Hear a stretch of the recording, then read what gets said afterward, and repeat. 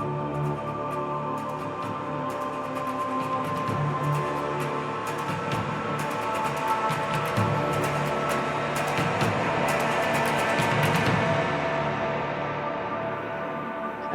and welcome back to Lorehammer. I'm one of your hosts, Mark, and joining me today we got the Herald of Nurgle himself. He's been sick all week, prepping for this episode. We got Christian. Every time we do a Nurgle episode, I get sick. I got to stop summoning those demons. I'm just trying to get an interview for the show. I can. Yeah, okay. Well, only Malice can actually come into real space, so maybe try focusing on that instead of Nurgle. We might have better luck. But we also got Jordan here. Here's a guy that you can get in real space. Hey, welcome. Hey, how's it going? Oh, so good, man. What's on the old drink list tonight for you to tolerate a conversation with me? So tonight, I'm doing some beer instead. Tonight, doing a Heineken, classic. So casual. Yeah, but I just felt like it was. I can't be too classy tonight because we're doing Nurgle. So yeah. Gotta class it down a little bit. You guys ever have like a Slurpee swamp water before? Yeah. Just mix a bunch of flavors. I was gonna say, Jordan, just have a glass of toilet water or something. Sure. I didn't want to go quite that bad, but yeah, fair. Okay, maybe just dirty bath water then. I sell bath water for $10.99 if you're interested. Yeah. Good. Well, yeah, we're talking Nurgle this episode in case you didn't pick that up. But before we get to him and his demons, let's just do some quick housekeeping. I had a riveting success, boys, that I wanted to tell you about on the Discord. A couple weeks ago, I was trying to recruit people, and I didn't know how to get them onto the Discord. I'm like, hey, just click the links in the description below. And then I got the brilliant idea. Just read out the link. And then somebody actually typed that in, join the Discord. So I'm going to read it out again. If you're too lazy, click below, go to https://discord.gg/T2NTS. Yeah, I know you're going to send them to the wrong place. So, yeah. So wherever that took you, good You're luck. on your own now. Click the link below. There's no way that listening to you and transcribing is easier than just clicking a link. I just want to say. Apparently, for that one guy, it was. Apparently. Great. And you can always join the Patreon, join the Imperial Tide, and support the show. You can get an ad-free version of the show for only $2.50, or get the video version for $5. Yeah, and if you are a Patreon, you can also jump in the live chat room during the show. So during these recordings, we have a live chat going with all our Patreon members, and they chime in every now and again, and you'll periodically hear us read out their questions and comments and whatnot. As Mark is doing right now, Purge in the chat says, I heard a Nurgle song on Spotify will be jamming today and working. So and then he says, Embrace the Rot by Endless Tavern. It's not a bad song. That's the name of the song. Mark shared it with me, actually. Not a bad song at all, actually. Yeah. So on top of that, you can also be a calling guest at the end of the show. Those are always included. And of course, you can always join me for some whiskey and Warhammer. Today, as we said earlier, we're doing some beer. But yeah. So supple, so cool. Mm-hmm. Well, this is the second Demonic Legion episode we've done.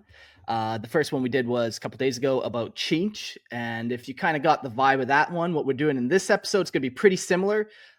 I'm trying to make these all standalone episodes, these 4 Legion ones. So if you hear a couple of the same, literally the exact same paragraphs, like, I can only describe the concept of a greater demon so many ways. So if you hear kind of the same repeat, sorry, I'm trying to keep it so it's like self-contained. We're in this episode, going to be talking about Nurgle demons. I had a lot of fun talking about true names and true deaths and possessions and all that kind of stuff. So I'm excited to see what you guys think about that kind of stuff. And then we'll get into the Plague Legions themselves. We'll talk about some of their war gear, their icons and instruments and all those kind of things. Each god has their own vibe of instrument. Slaanesh is an electric guitar, So we'll talk about some Nurgle ones. Maybe we'll come up with our own. And then we'll jump into the actual demonic legion, where we'll talk about demon princes, greater demons, lesser demons, beasts, steeds, demon engines, and then finally we'll cap it all off with notable demons of Nurgle, including such hits as Epidemus and the Tattle I Slug. love the plug. So, yeah, it's gonna be a fun little episode. I honestly think that Nurgle's probably my favorite demon, so I'm excited for this one. I definitely just enjoy him more than Khorne. I know in the last we did that Khorne episode, and I was a little down on Khorne, but I'll be up on this Nurgle. one. So, Oh God, yeah, but in the best way possible. Yeah, sweet. You think Nurgle. are STDs in the realm of Nurgle or Slaanesh? Or both? It's one of those weird gray areas that they both benefit from. No. If you have 10 STDs, then you got the Slaanesh thing going on, you know. Because, but yeah, I heard some interesting conversations about people talking about what is the actual line of disease and warp disease. Like, did Nurgle create smallpox? Or is that just kind of a natural occurrence and he gets favor from it? You know, and Nurgle's really only creating like the super dangerous shit that's like has a little like warp infusion in it. Yeah, it's almost like a chicken and egg question. I tend to think those like massive pandemics and whatnot do like feed him. Did he cause them? That's just me. I think, yeah, the feed for sure. It definitely feeds them, but did he cause it? Well, I know that's the other question. I don't know if he caused it. I think both could be true. He can possibly cause a pandemic. And in which case I was going to make the same joke. Pandemic. Fuck. And demonetized. Or yeah, it could just come through spontaneous evolution and then he sort of reaps the benefits. But yeah, I think both could be true. Yeah, I think so too. I think I'd tend to agree in that middle ground, not one way or the I other. like when not everything is attributable to the warp or like malign spirits. Like sometimes things just do happen. Sometimes you just get cancer. Yeah. You're telling me. Yeah, sometimes sometimes you do. Yeah, sometimes you just get cancer. God damn.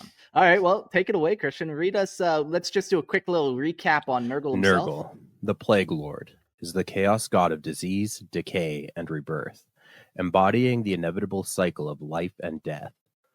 Unlike the cold indifference of mere entropy, Nurgle embraces his followers with the twisted form of love, granting them grotesque blessings of rot and pestilence, while shielding them from pain and despair.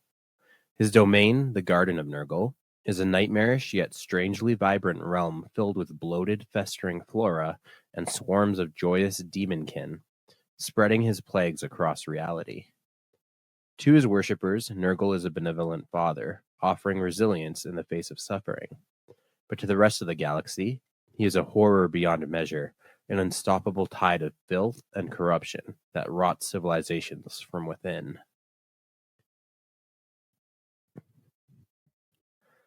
Yeah. God of decay and rebirth, the cycle. All right, let's get into his demons. Nurgle's demons are grotesque manifestations of his will, born from the raw essence of disease, decay, and despair. They draw power from the suffering of mortals, feeding on plagues, filth, and the inevitability of death, growing stronger as civilizations rot and bodies succumb to sickness. The most common of these are the plague bearers, one-eyed, pustule-ridden tallymen of the plague god, who ceaselessly count the number of souls claimed by Nurgle's gifts. Swarming around them are the Nurglings, mischievous, boil-covered imps that spread disease with glee. Towering over the battlefield are the beasts of Nurgle, slug-like monstrosities, whose eager, plague-ridden embrace is as lethal as it is affectionate. At the head of Nurgle's legions are the Great Unclean Ones, corpulent, bloated avatars of their god, wielding both immense physical might and devastating sorcery. Each of these demons carries Nurgle's gifts into battle, not with malice, but with the grotesque joy of spreading their master's endless cycle of decay and renewal. Yeah. Of all the demons, and we'll get to them, I think these guys would be the hardest to battle. Because, they have all the same things other demons have. They have like crazy demonic weapons or whatever. They also can shoot psychic powers and stuff, but then they have that extra element of the plague, where even if you're able to mow down that demon with your bolter, he's still probably infected you with something. Yeah, and they are like tough. It's like killing zombies. Like, how do you kill them exactly, right? Like, you have to destroy their form enough that they stop coming after you. Because, like, yeah, they're not gonna. Pain isn't gonna stop them.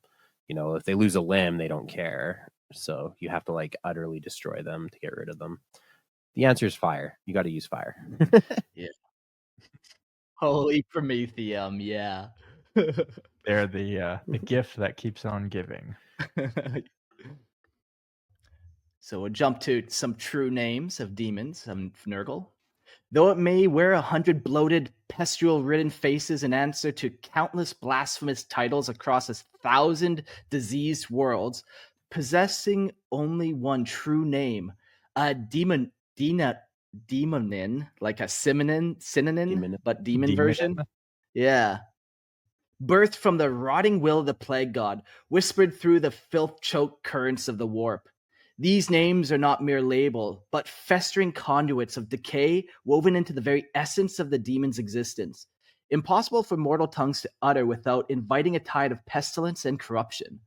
To know a Nurgle demon's true name is to hold dominion over it, a rare and coveted secret that plague priests, blasphemous scholars, and twisted sorcerers will pursue across lifetimes.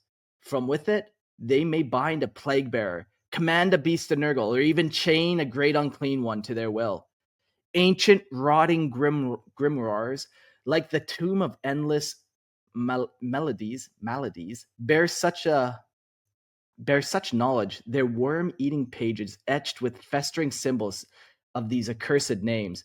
Yet no matter how many times they are bound, no matter how many times hosts dare to wield their foul power, Nurgle demons remain eternally loyal to their grandfather, their bloated minds ever scheming, their disease-ridden whispers seeping into the hearts of those who think themselves their masters. And then we got some made-up Nurgle demon names I think we should all take a crack at reading. I'll read the first two and we could just kind of carry on. The first one is Gorlos Porkpakus. And that means the Maw of Endless Rot, in case you didn't speak Nurgle. Hey, Grim. The next one is Pelothea Thluxmar Mar. And that's the womb of unborn plagues. So cozy in there. This next one's not too bad. It's Vargal Pestithrax. Oh yeah, Bloated not bad. Sounds almost sophisticated.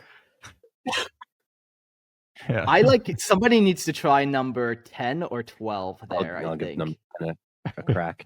Go ahead, Chris. Pluthrax Vulgor Pesh, the vomiting host, is the sounds that when I vomit. Yes. Okay, now with like a Nurgalian accent. Pluthrax Vulgor Pesh.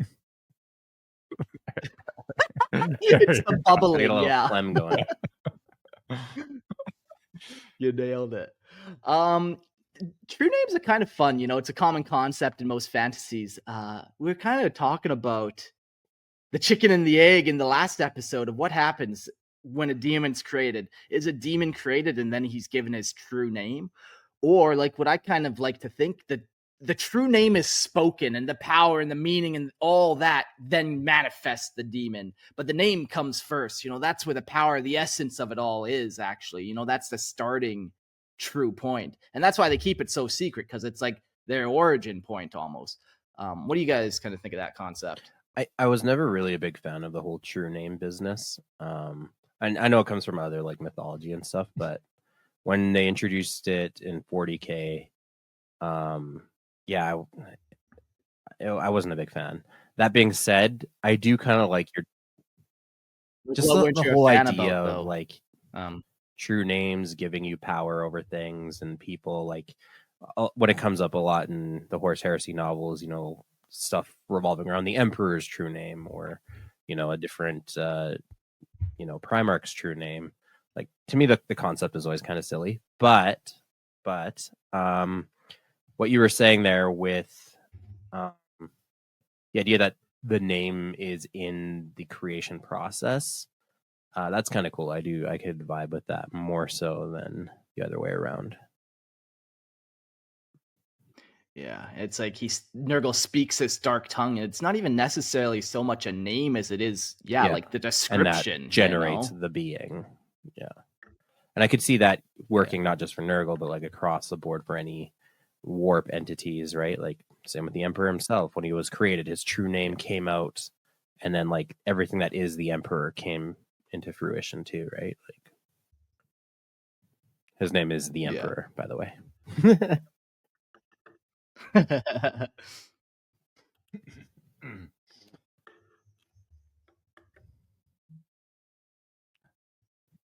All right, on to the next one. You didn't have any thoughts on true names, Jordan? I was waiting for you to chime in. Oh, sorry. Yeah, I kind of agree with you.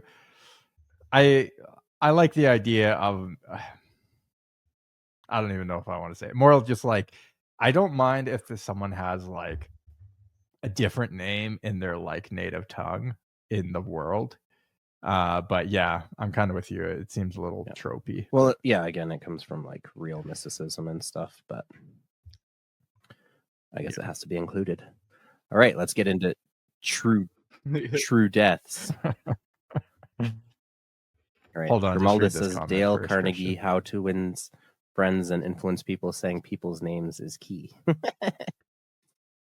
That is. Yeah.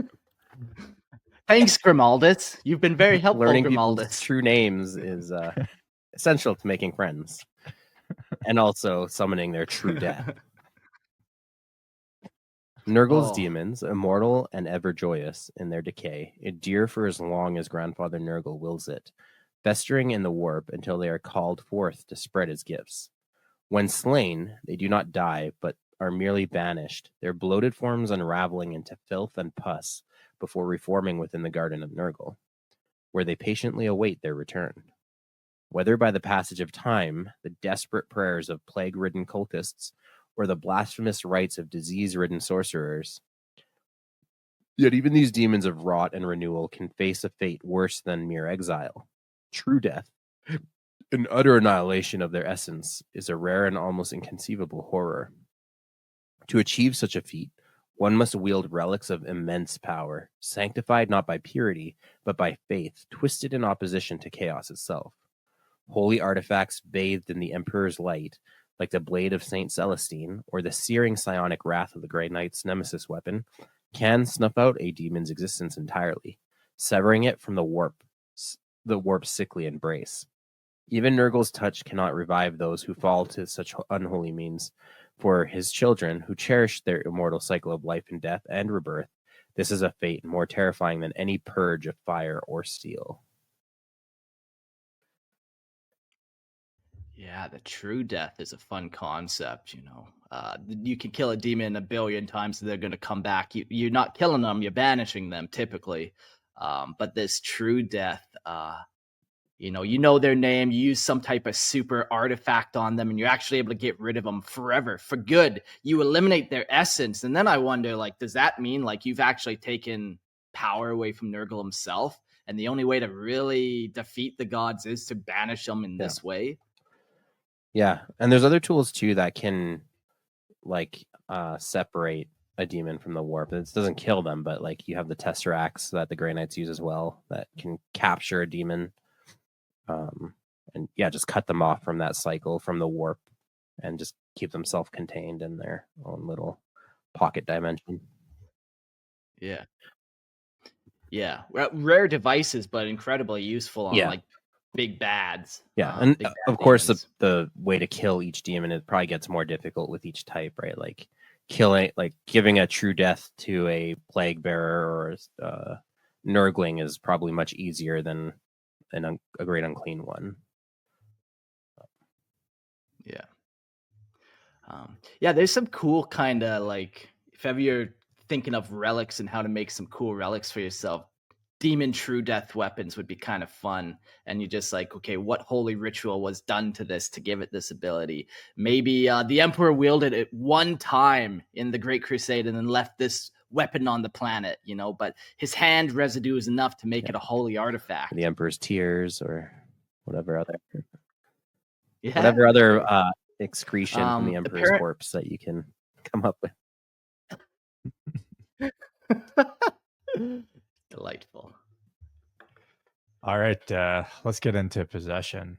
Demons of Nurgle, ever patient and insidious, seek to breach the fragile barrier between the material realm and the warp, not with fire and fury, but with the slow, inescapable creep of disease and decay. Their gifts seep into the minds of mortals like a wasting sickness spreading through dreams, visions, and whispered promises of endurance amid suffering. Psychers are particularly vulnerable to their touch.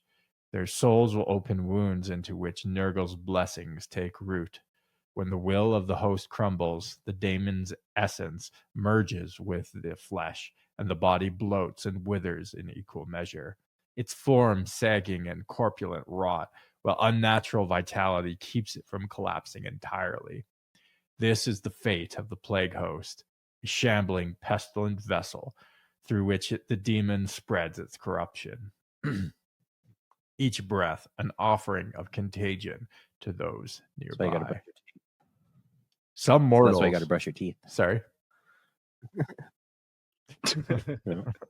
Twice a day. Those demons out of your mouth.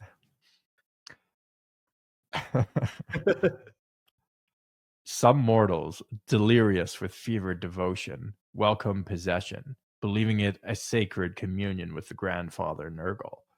Their bodies become breeding grounds for new plagues, skin sloughing off in sheets, while their organs remain inexplicably functional, sustained by the demon's obscene resilience. These hosts, often twisted preachers of plague-ridden warlords, can spread Nurgle's will across entire worlds, turning thriving civilizations into festering corpse paradises, where only the devoted are permitted to endure.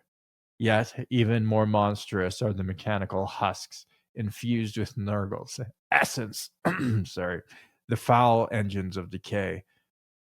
Through blasphemous rites and sacrifice of rotting bodies, war machines, from dust-choked dreadnoughts to lumbering demon walkers, becoming living plague ships, their metal shells pulsing with warp-borne filth, dripping with necrotic ichor as they advance relentlessly. These grotesque abominations defy logic, spreading disease to both flesh and steel, corrupting it from within until nothing remains but ruin and despair. You know, I feel like it's kind of easy to kind of be on Nurgle, a servant of Nurgle. Like, you literally just sit in your own filth and spread disease. Yeah. Like, and you're actually enjoy it too. Like, you're happy about it. Yeah. Look at all this filth around me. You're sloshing around in it. We are afraid that Jax might be possessed in the chat because he says, number 1, wake up. Number 2, take a shit. Number 3, get out of bed, which has me worried about the order. But, you know, we'll pray for you, Jax, and your possession may be ended by the end of this show. Or it may be worse, probably, actually, is more likely. Yeah. Spreading his plague to the rest of us. Yeah, it's interesting doing possession. Like, to think about the different types of demons, like whether you get possessed by a Chinch one or a Nurgle one. But then it's also interesting to think, like, do you get possessed by like a beast of Nurgle? And now you're almost like this weird sloppy puppy dog type humanoid creature that's just rolling around so happy licking things. You know, depending on which demons you get possessed by has weird consequences. I feel like it is definitely like the most creative demon effects, if you will, of like all the demons. You know, like Korn is just like, oh, a demon possesses you and you become super warlike. Well, that's okay, super Always original. pooping but on like, corn, Jordan. Yeah. Stop like it. Nurgle. But Nurgle. This is why you man, should worship Nurgle. Nurgle. Let me tell you. Yeah, man. Have you If I ever ever watched... do chaos, I'll probably be doing Nurgle, but Yeah, you want a mouse stomach? We got two for One you. on each side. We got 2 stomachs for you too.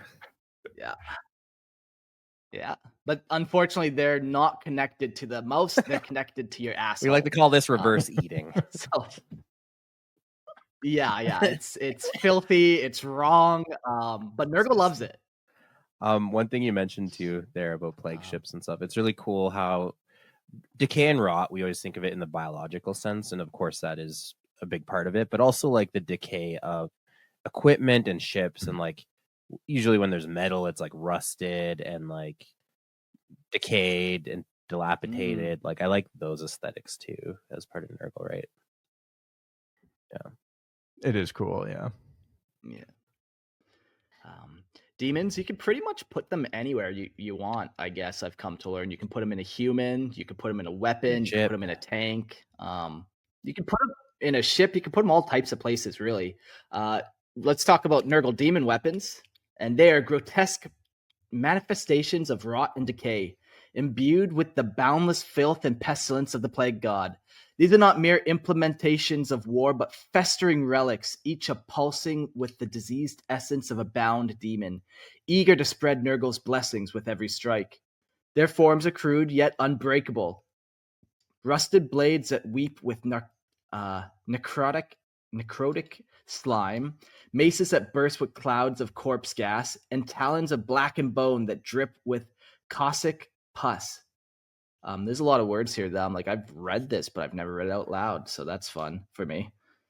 Each wound inflicted by these weapons festers, resisting all the attempts at healing as a virulent contagions take root in the flesh and soul alike. Unlike the fickle tools of the other Chaos Gods, a Nurgle demon weapon is a faithful and patient servant, its influence growing with each passing moment as rot inevitably claims all. Those who wield such weapons find their own bodies changing, boils erupting across their skin, breath thick with spores, their lifespans twisted into agonizing but eternal existence. To carry Nurgle's blessed weapon is to accept Grandfather Nurgle's gift, to embrace the slow, inevitable spread of corruption until the wielder and weapon are one, a walking plague upon the living. Yeah, like with Nurgle, it seems different, the end game of a Nurgle demon weapon. Like the Nurgle demon weapon's end game is like to corrupt you into being like it and then probably absorb you essentially. And now it's kind of got like a body that it can walk around with and it's in control, you know, where the other demon weapons, not quite the same outcome, where, you know, you could have a Khorne demon weapon and as long as you're swinging that thing, it's never going to come after you. It's a happy little sword. Happy little chain sword. Should write a children's book. Mm-hmm. That's funny. Yeah, that's the new Dad Hammer series. And then the plot twist at the end is that it's been a demon weapon the whole time. Yeah.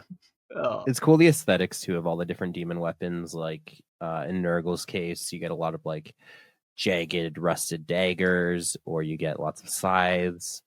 Yeah, they're always like thematic in line with like the god. I mean, they don't have to be, but yeah. Yeah, change it, like, yeah, and like you can bind demons to anything. Like you could have your, you know, your butter knife of Nurgle at hand, and you know, you bound that demon now to, you know, if you can bind them to books, you can bind them to a toaster if you want. Anything you want, man. I think Khorne is more fitting for the toaster, but yes. But yeah, you could, like you said, any weapon, anything, your bolter or whatever. But there are certain like aesthetic elements that tend to be seen on the tabletop or in art or whatever. So just wanted to point that out. Yeah, for sure. Demon engines. We'll talk a little bit more about them later in this episode, but just kind of another quick example of things you can attach demons to. They're like, what's that tape that like sticks on anything? Whatever that commercial is. Just stick a demon in it. Yeah. I'll fix it right up. Got engine trouble? Yeah. Just put a demon in it. Yeah. Every No, it's time. perfect. Works every time. Right. Let's get into the bound.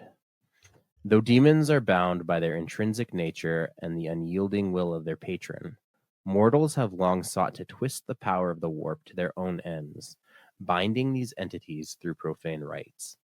Among the ruinous powers, Nurgle's demons are the most insidiously patient captives, enduring their imprisonment like a disease biding its time within a host.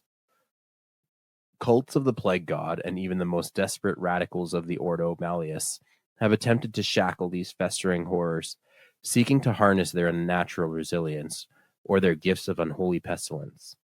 But the children of Nurgle do not chafe against their chains with rage or deception.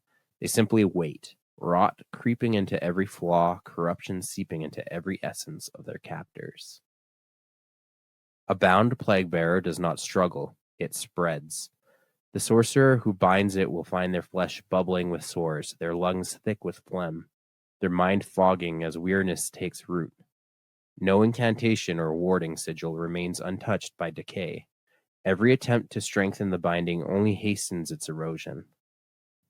Great Unclean Ones, if somehow shackled, respond not with wrath but with laughter, deep, gurgling, and unshaken. They speak to their captors in soothing tones, offering them Nurgle's love, a patient and inevitable embrace. Even Nurglings, whose giggling, pestilent imps worm their way into the hearts of their so-called masters, whispering sickly sweet promises of eternal life until the fool no longer realizes they were never the ones in control. Unlike the beasts of Khorne who rage against their chains, or the devious servants of change who plot intricate betrayals, Nurgle's demons simply persist, an infestation that no prison can hold forever.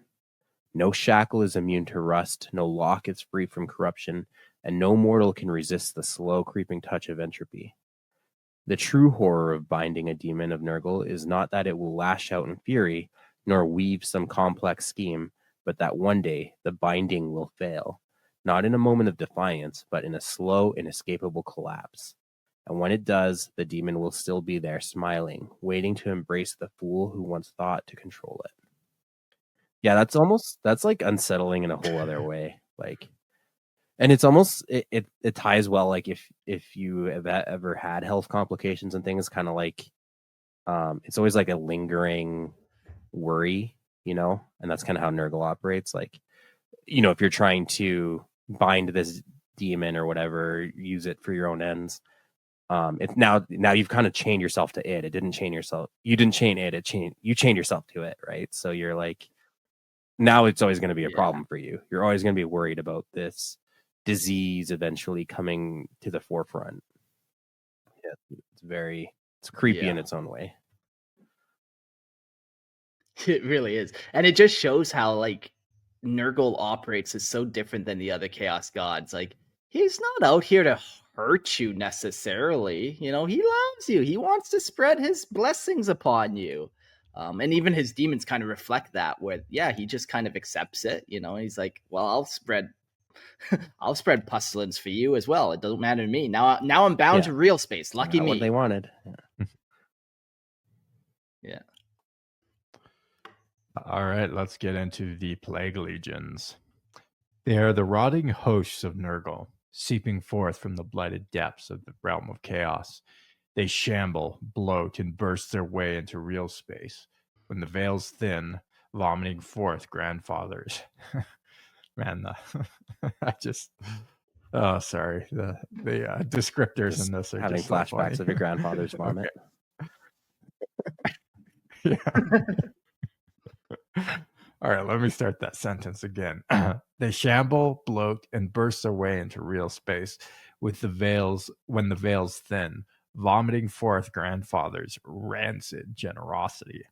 Their gifts seep into flesh, into soil, into steel, corrupting, withering, ensuring all things fester. How fitting. How fitting. It's happening. Yeah, Grimaldus in the chat says Nurgle is pleased. That is true.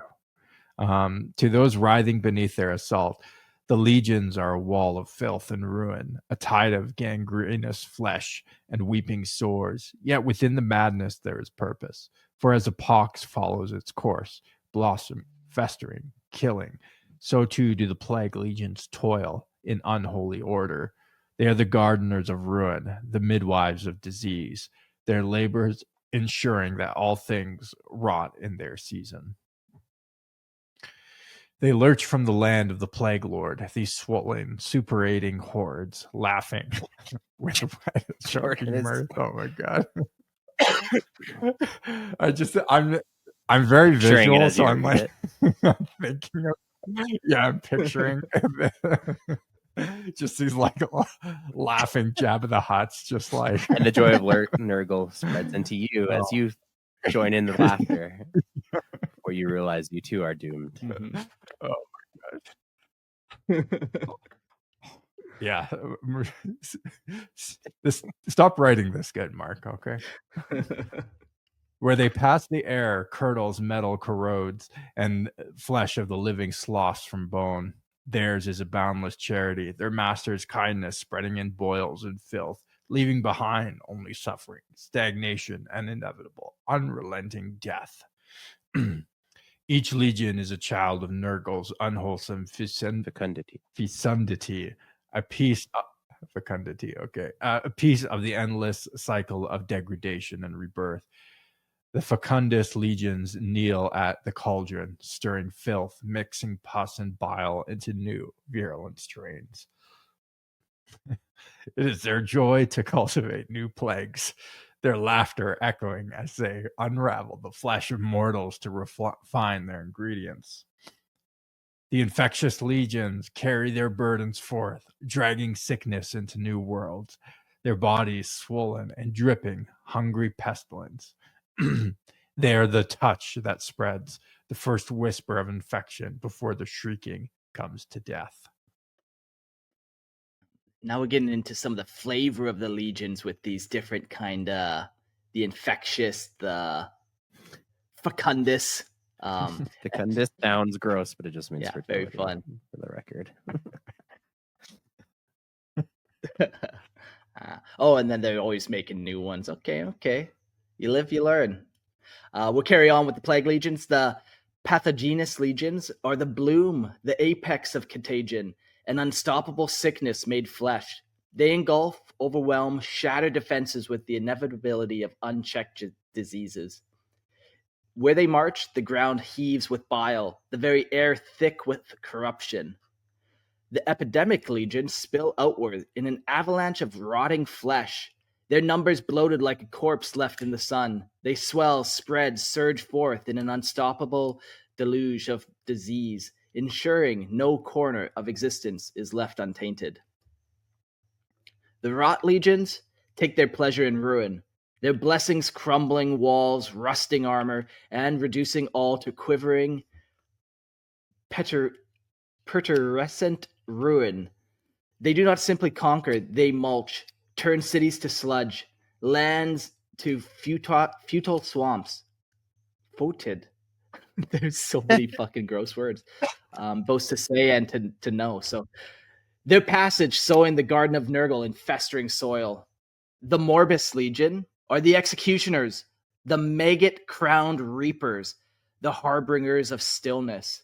They revel in the collapse, in the final rattling breath of the dying, their caresses ensuring no flesh is spared from the plague god's embrace. The Noctrotus legions are unyielding, unbreaking, soaking in despair like a sponge in filth. They are not swift in their work, but inevitable, grinding all hope into weeping wounds and necrotic resignation. Yeah. So far, I think my favorite one was the Epidemic Legions. An avalanche of rotting flesh, their numbers bloating like a corpse left in the sun. They swell, spread, and surge. Oh, no, not that one. sorry, it was the rot legions where they just turn everything to sludge or they mulch it and everything just goopifies. It's beautiful. I like the Morbidus Legions. I mean, a maggot crown. Come on. How do you top that, really? I like Yeah. them too, but I'm less enthusiastic about the maggots. But more about watching people die, their last breath. Yeah. That part you like. Yeah. They're more like a Grim Reaper form of death. I like that. Yeah. All right, let's continue with the Plague Legions. And so the cycle churns, unending, unceasing. The Plague Legions, each a tumor in the great cancerous body of Nurgle's love. Each legion, that should be like a Valentine's Day card. You're the tumor in the great cancerous body of Nurgle's love. Each legion is led by a great unclean one, a hulking, sloughing monstrosity of dripping kindness and relentless decay. They nurture their charges as festering wound nurtures its maggots, delighting in the gifts they bestow. These gargantuan shepherds shape their armies as they see fit. Some delight in aerial plagues, sending forth buzzing, rotting clouds of plague drones. Others prefer the sodden embrace of beasts of Nurgle or the grinding tide of plague bearers. But even they change, shifting like spoiled meat left to stew. A great unclean one will spend a lifetime swelling the epidemic legions before slouching into the rot legions to wallow in ruin. In time, their flesh will crack, their bellies burst, their limbs slough away, until they wither into the crumbling husks of the necroticus legions. But Nurgle's gifts are ever renewing, and when the cycle ends, their rotting bulk will split apart, birthing them anew to once more mix the cauldron as a master of the Fecundus. Wow. Beautiful. Below the... Yeah, that is kind of actually very cool how they just cycle through all these. I don't think the other demons kind of do that. Which is cool too for you as like a player or something. Like you can take your turn in any one stage. You're not shackled to one form. Now, if you're like a true, like this is the diehard Nurgle players, every game you play a different style and you just repeat this process. So every game you play a different army list that represents that. Yeah. If anyone plays Nurgle, you got to try doing that and then come back to this on how effective that was as a strategy. Below them toil the 7 Talibans of each legion, led by demon princes and bloated heralds, poxbringers, sloppity bile pipers, spoil pox scriveners, each with a title of obscene as their forms. They are the lords of fulsome filth, the almighty bringers of rancid decay, the slop toxic masters of bubbling bubos. They keep the count of poxes spread, of bodies bloated, of worlds consumed. The Talibans swell and burst like boils, their numbers shifting with Nurgle's whims. At their height, they are swollen with countless plague bearers, cackling Nurglings and slathering beasts of Nurgle, surging forth in a tide of decay.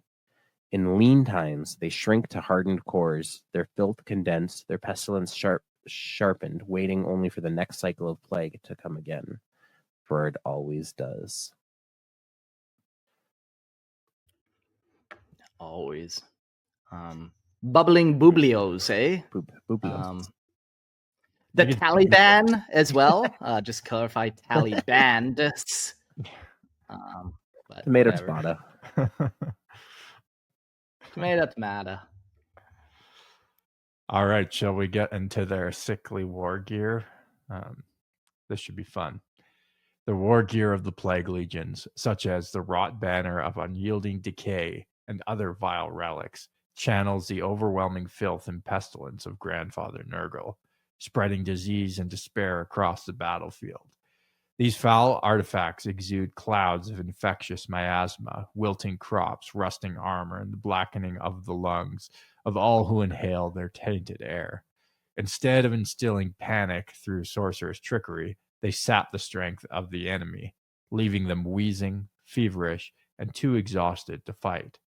Where once stood disciplined ranks of warriors, now shambled, haggard, plague-ridden husks, too delirious to raise their weapons, as the laughter of demons echoes through the rot-choked air. Plague Banner. The Plague Banner is a twisted standard woven from festering flesh and bloated entrails. Waves a pall of disease and decay, spreading Nurgle's corrupting influence across the battlefield, weakening the resolve of all who behold its nauseating sight. That's just cool, like something you look at and it makes you That's sick. you, Jordan. You do that to me.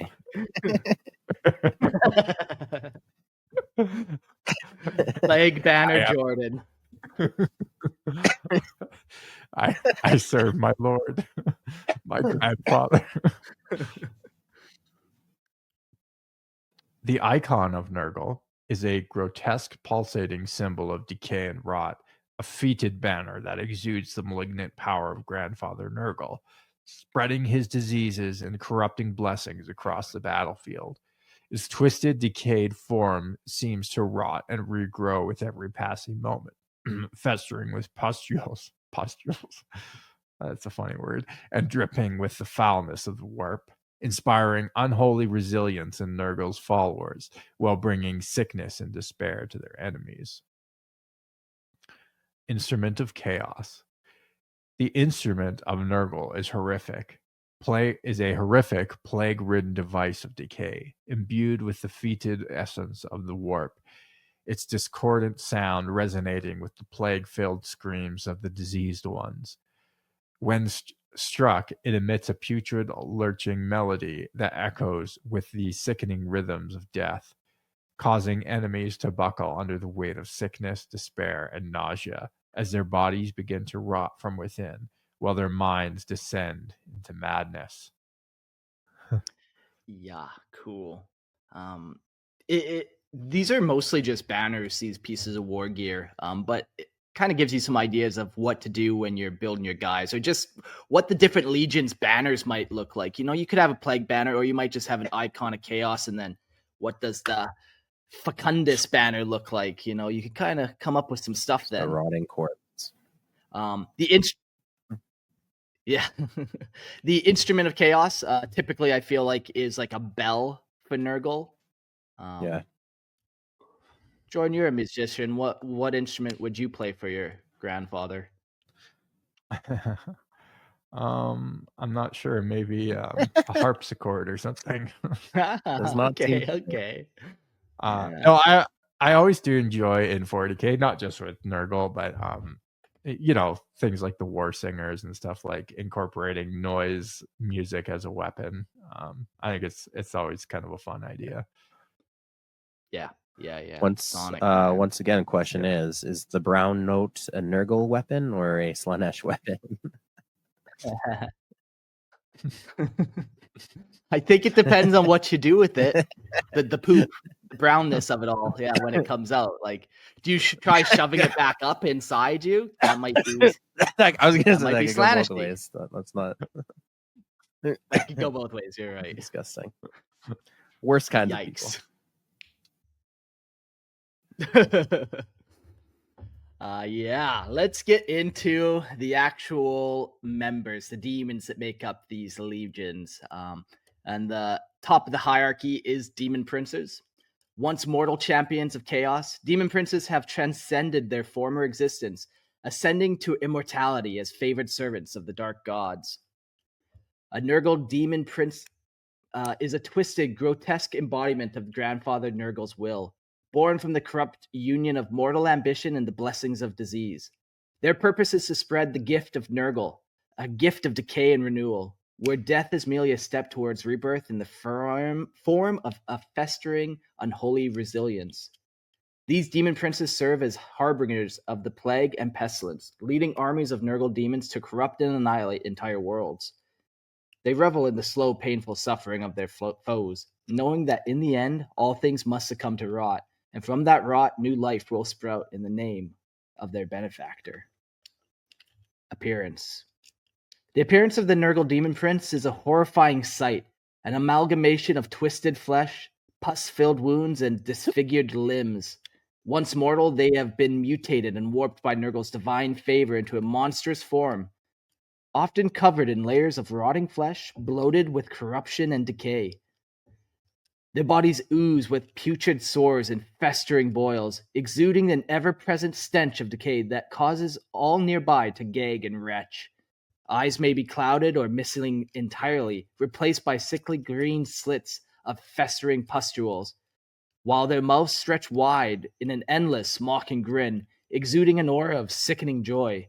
Their very essence seems to warp the air around them, turning it thick with disease and rot. Powers and abilities. Maybe going back to the appearance of demon princes there. I feel like I see a lot of demon princes almost turn out to look like flies, which is kind of the fun concept for Nurgle. Yeah. Just a symbol. Kind of resurrecting an old conversation we had back in the Chinshin episodes.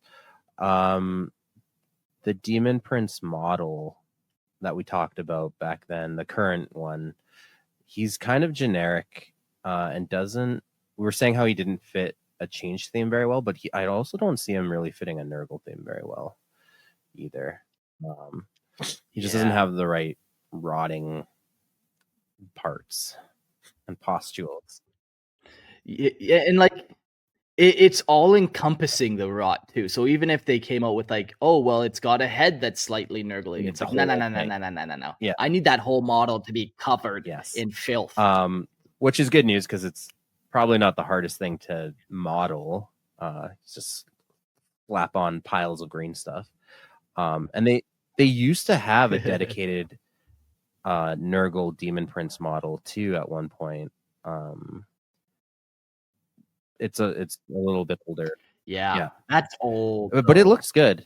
I mean, it's hard to look back. I loved it. It was always it was interesting because it was always the one Demon Prince model that was a dedicated model that GW came out with. They had the generic Demon Prince and then they had this Nurgle Demon Prince, but they never did the other gods. So, just wanted to throw that out there while we're talking about appearance. Yeah. Food for thought. Powers and abilities. A Demon Prince of Nurgle is an avatar of the Plague God's boundless power, imbued with the strength to spread disease and corrupt entire legions. Their abilities include the power to summon plagues, command swarm-like hordes of demons, and heal themselves by drawing on the strength of the rot that surrounds them. Their very touch can turn flesh to decay, causing limbs to wither and warriors to succumb to sickness before they even draw their weapons. The Demon Prince's aura of disease is a weapon in itself, weakening enemies with debilitating plagues, while their presence inspires unparalleled resistance in their followers, making them seemingly impervious to wounds. Their grotesque laughter often signals an impending wave of plague-ridden terror as they lead the followers in relentless attrition-based warfare. The war gear of a Demon Prince of Nurgle is as horrific as their form, often crafted from the remnants of twisted materials and infused with the power of decay. They wield massive, rusty weapons, such as corrupted axes or barbed claws, each blow leaving a trail of festering disease. Their armor is often composed of rotting carapaces and decayed metal, which are both an extension of their bloated form and a reflection of their eternal connection to Nurgle's power. Some may bear pestilent banners and instruments of decay, instruments that release waves of poisonous vapors that emit the grinding screams of the dying. These items are not physical tools, but of war, but also manifestations of Nurgle's endless bounty of rot and decay. Each piece a testament to the eternal endurance and endless entropy that defines their nature. So that's Demon Princes. That's pretty neat. You know, you often don't see other races fall. Like you see humans fall to Demon Princes. That's kind of the stock standard line. But nothing saying that you can't have anything else fall.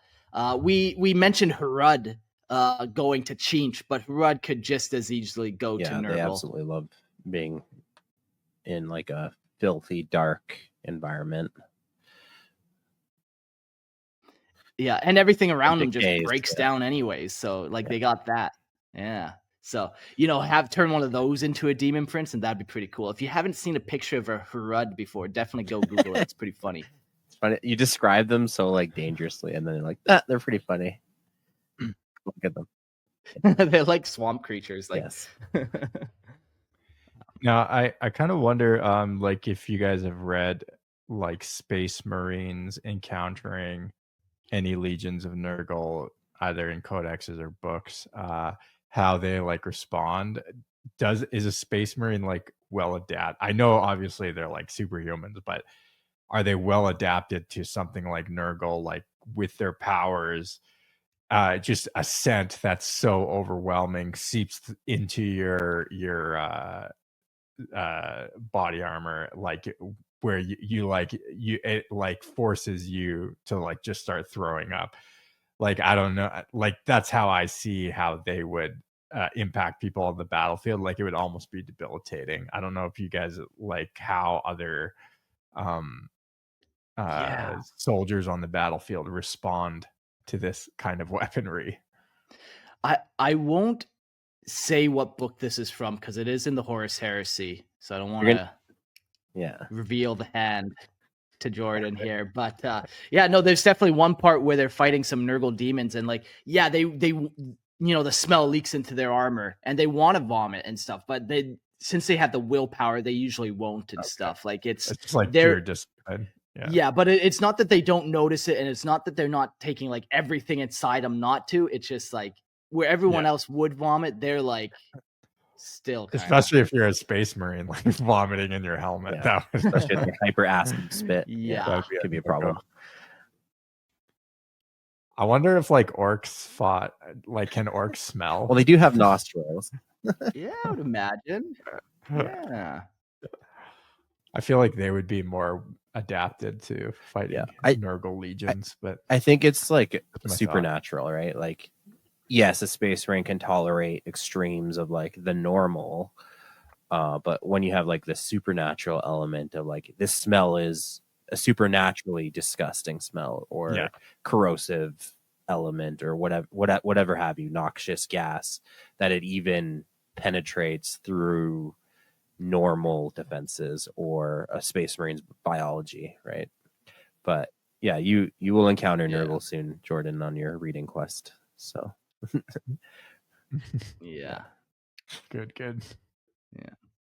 The next category we'll go to is greater demons, and they're colossal manifestations of the Chaos God's will. Greater demons are the most powerful entities within the warp, short of the dark gods themselves. First up, we have the Great Unclean One. The Great Unclean Ones are the bloated and revolting generals of Nurgle's vast and decaying armies, embodying the Plague God's eternal philosophy that life and death are part of a never-ending cycle of renewal through rot. Their purpose is to spread pestilence. Their purpose is to spread pestilence, disease, and corruption, leading the Nurgle demons in their endless crusade to transform the universe into a festering garden of decay. They are messengers of Nurgle's love, spreading the blessings of disease and affliction to all corners of reality, turning vibrant worlds into decay-ridden husks. A great unclean one's role is not just to fight, but to ensure that all life eventually succumbs to entropy and decay, where even the most stubborn resistance will eventually crumble beneath the weight of Nurgle's endless gifts. A Great Unclean One is a nightmare of repulsive sight, a massive, bloated being covered in layers of decaying, rotting flesh.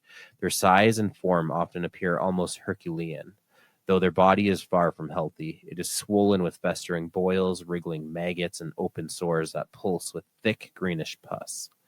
Their face is a grinning mask of decay, often covered in flaps of rotting skin, eyes barely visible or replaced by gaping holes, with some wearing a constant, unsettling smile, as if mockingly content with their corrupting presence. The stench of death and decay clings to them, and their bodies are swarmed by insects and other plagues, serving as their eternal companions. Their movements are sluggish yet unnervingly purposeful, and they leave behind a trail of rot and filth, making the very air around them a suffocating miasma of death.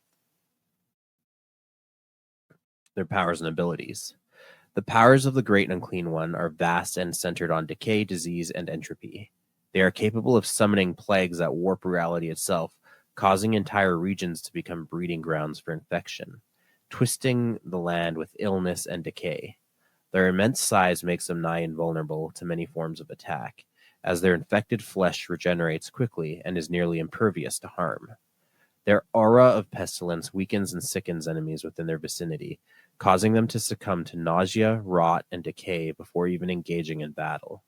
With their mighty and festering weapons, such as plague swords or blighted maces, they can strike down enemies with a single blow, leaving behind a cloud of noxious gas that poisons the wounded.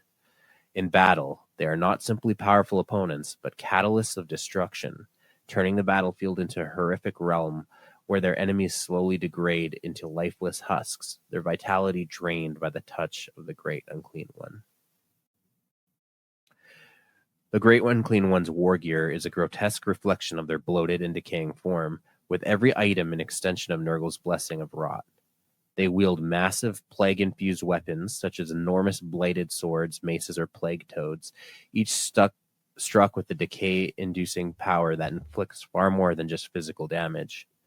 These weapons are often adorned with the very fungus and rot that the Great Unclean One spreads, sometimes wielding maggot-filled sacks or giant pustules with their strikes, releasing clouds of deadly spores and noxious fumes. Their armor is usually a patchwork of rotting flesh and decayed plating, further enhancing their defense and rendering them resistant to harm.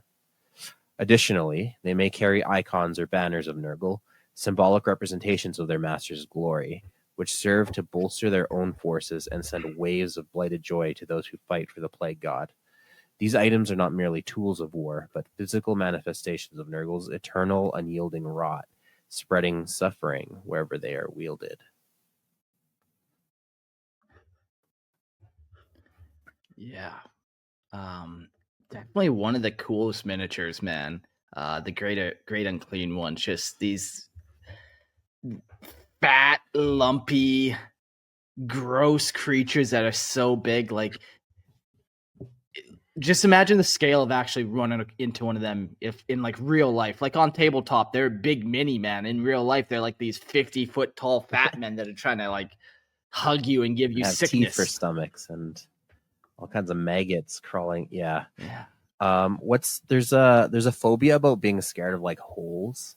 I forget what that's called, but whatever. If you have that phobia, trypophobia.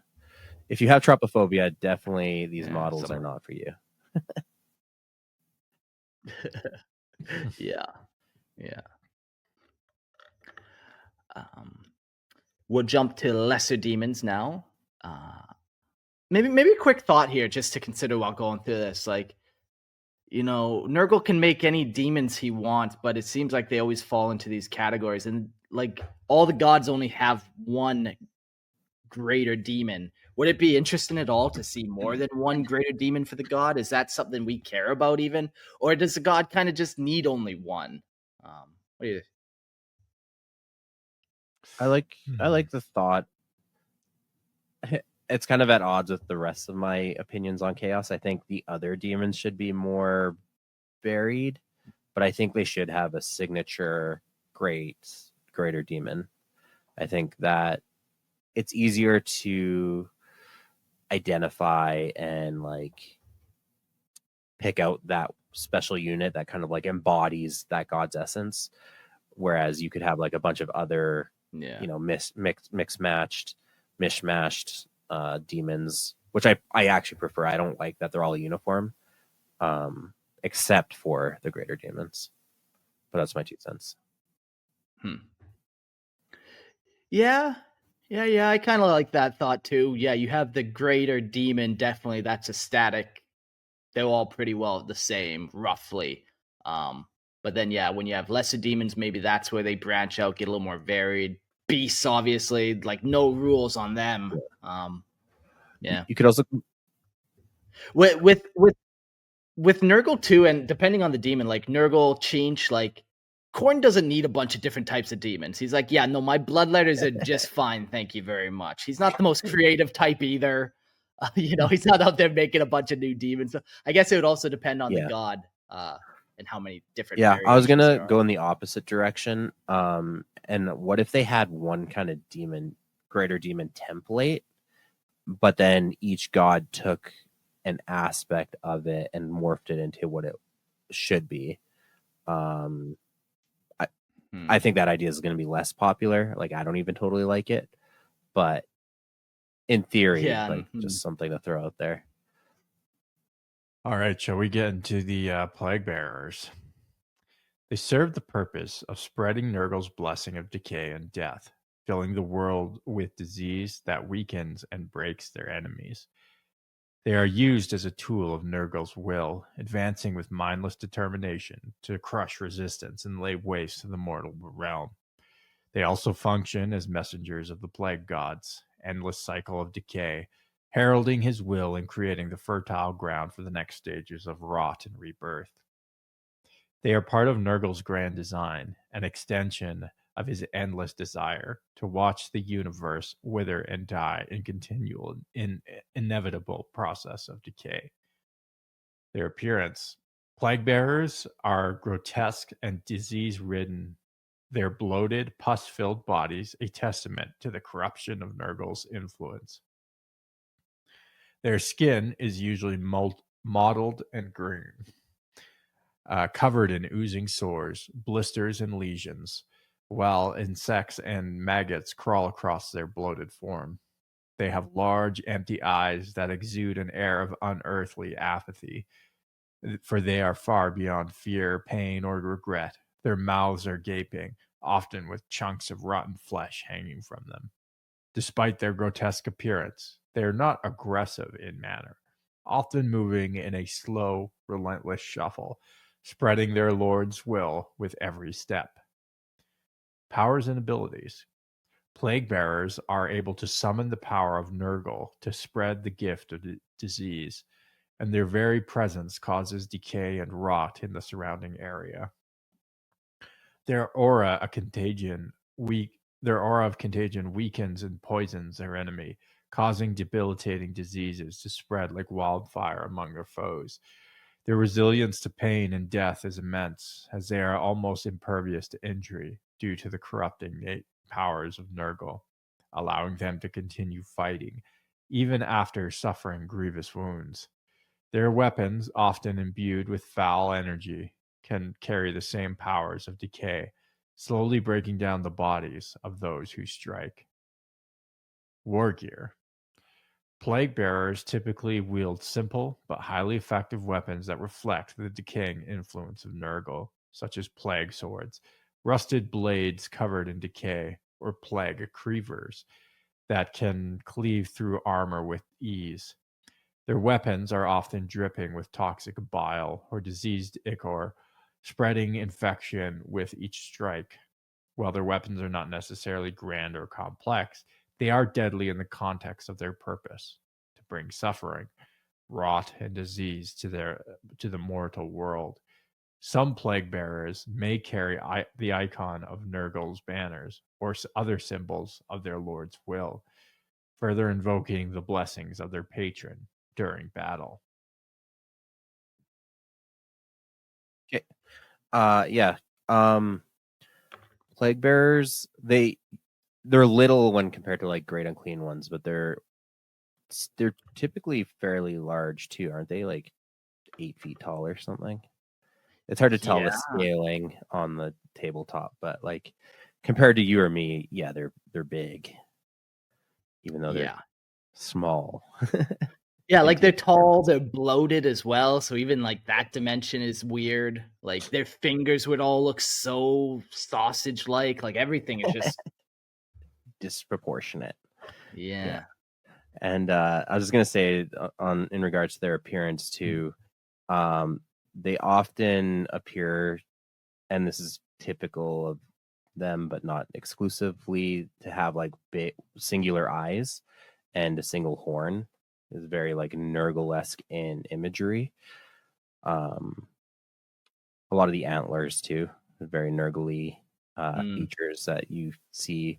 When I say they're like features, like they appear on the demons, they appear on like Nurgle followers. Like you might sprout a horn in the middle of your forehead.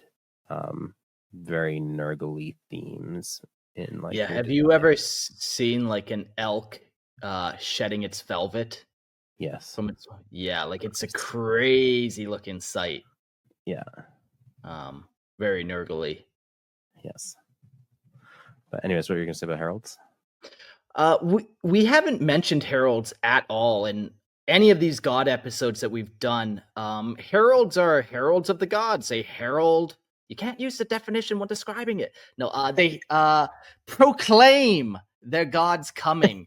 But typically they are just lesser demons that have a little bit more power in their creation. They probably won't look any different, but they might be given some type of unique relic. They might be slightly faster if they're for Slaanesh, slightly more pestilent if they're Nurgles. But heralds do exist, and I thought they should be mentioned. But they're like sergeants almost. Like, yeah, they exist, but fucking who cares? Like, it's almost like a rank within the subgroup. So like, yeah, like you said, they wouldn't look all that different. Maybe an extra horn or a little something to set them apart, but nothing major. Yeah. But yeah, just so people know, there is that does exist. That is a category. And all those Herald fans don't hate mail you later and say you didn't bring them up. Because Because I would. I would email You're the guy who's doing it. No. All right, we got Nurglings next. Their purpose: Nurglings serve Nurgle by embodying the lighter, more chaotic side of the Plague God's power. While larger forces like Plague Bearers bring slow and inevitable decay, Nurglings represent the infectious spread of disease in all its chaotic, unpredictable glory. Their primary purpose is to distract, harass, and sow confusion among their enemies, often swarming over soldiers, crawling into their wounds. I hate that. Get out of there! And causing a sense of constant unease. They also act as messengers or servants to the large Nurgle forces, carrying out smaller tasks or furthering the spread of rot and pestilence. The presence of Nurglings is often a precursor to the larger waves of the plague, marking the beginning of suffering in the region. Appearance: Nurglings are tiny, plump demons, resembling children that have been twisted by the powers of decay. Their bodies are bloated and bulbous, covered in boils, festering sores, and pustules that secrete rancid fluids. They have a wide, unsettling grins, showing off rows of jagged teeth and rotting teeth. Their small size makes them appear almost harmless at first glance, but their ragged, molten green brown skin and their insect-like eyes give them an unsettling presence. Nurglings, often having multiple tiny limbs, some with claws and others grotesque mutations, allowing them to scuttle around with surprising speed. Somebody's pulled up some pictures here on the live stream, which is pretty fun. These little Nurglings all stacked up on top of each other. Disgusting in the best kind of way. Yeah. They literally look like Great Unclean Ones that have been shrunk down. Like they have the same kind of proportions and like body structure. Yeah. Powers and ability. Despite their small size, Nurglings possess a variety of abilities that reflect their nature as embodiments of decay. They have an innate ability to spread disease with every touch, their tiny claws and bites leaving festering wounds that rot flesh. Their presence seems to warp reality around them, causing an aura of sickness that weakens those nearby. Nurglings are remarkably difficult to kill, as their regenerative abilities allow them to recover from most wounds, almost as quickly as they are inflicted. Additionally, the sheer numbers can overwhelm their foes, and their ability to swarm makes them a dangerous force when encountered in large groups. War gear. Nurglings generally do not carry complex war gear like other Nurgle demons. Instead, they are armed with simple, crude weapons such as rusted knives, sharp claws, or their own ability to bite and claw at enemies.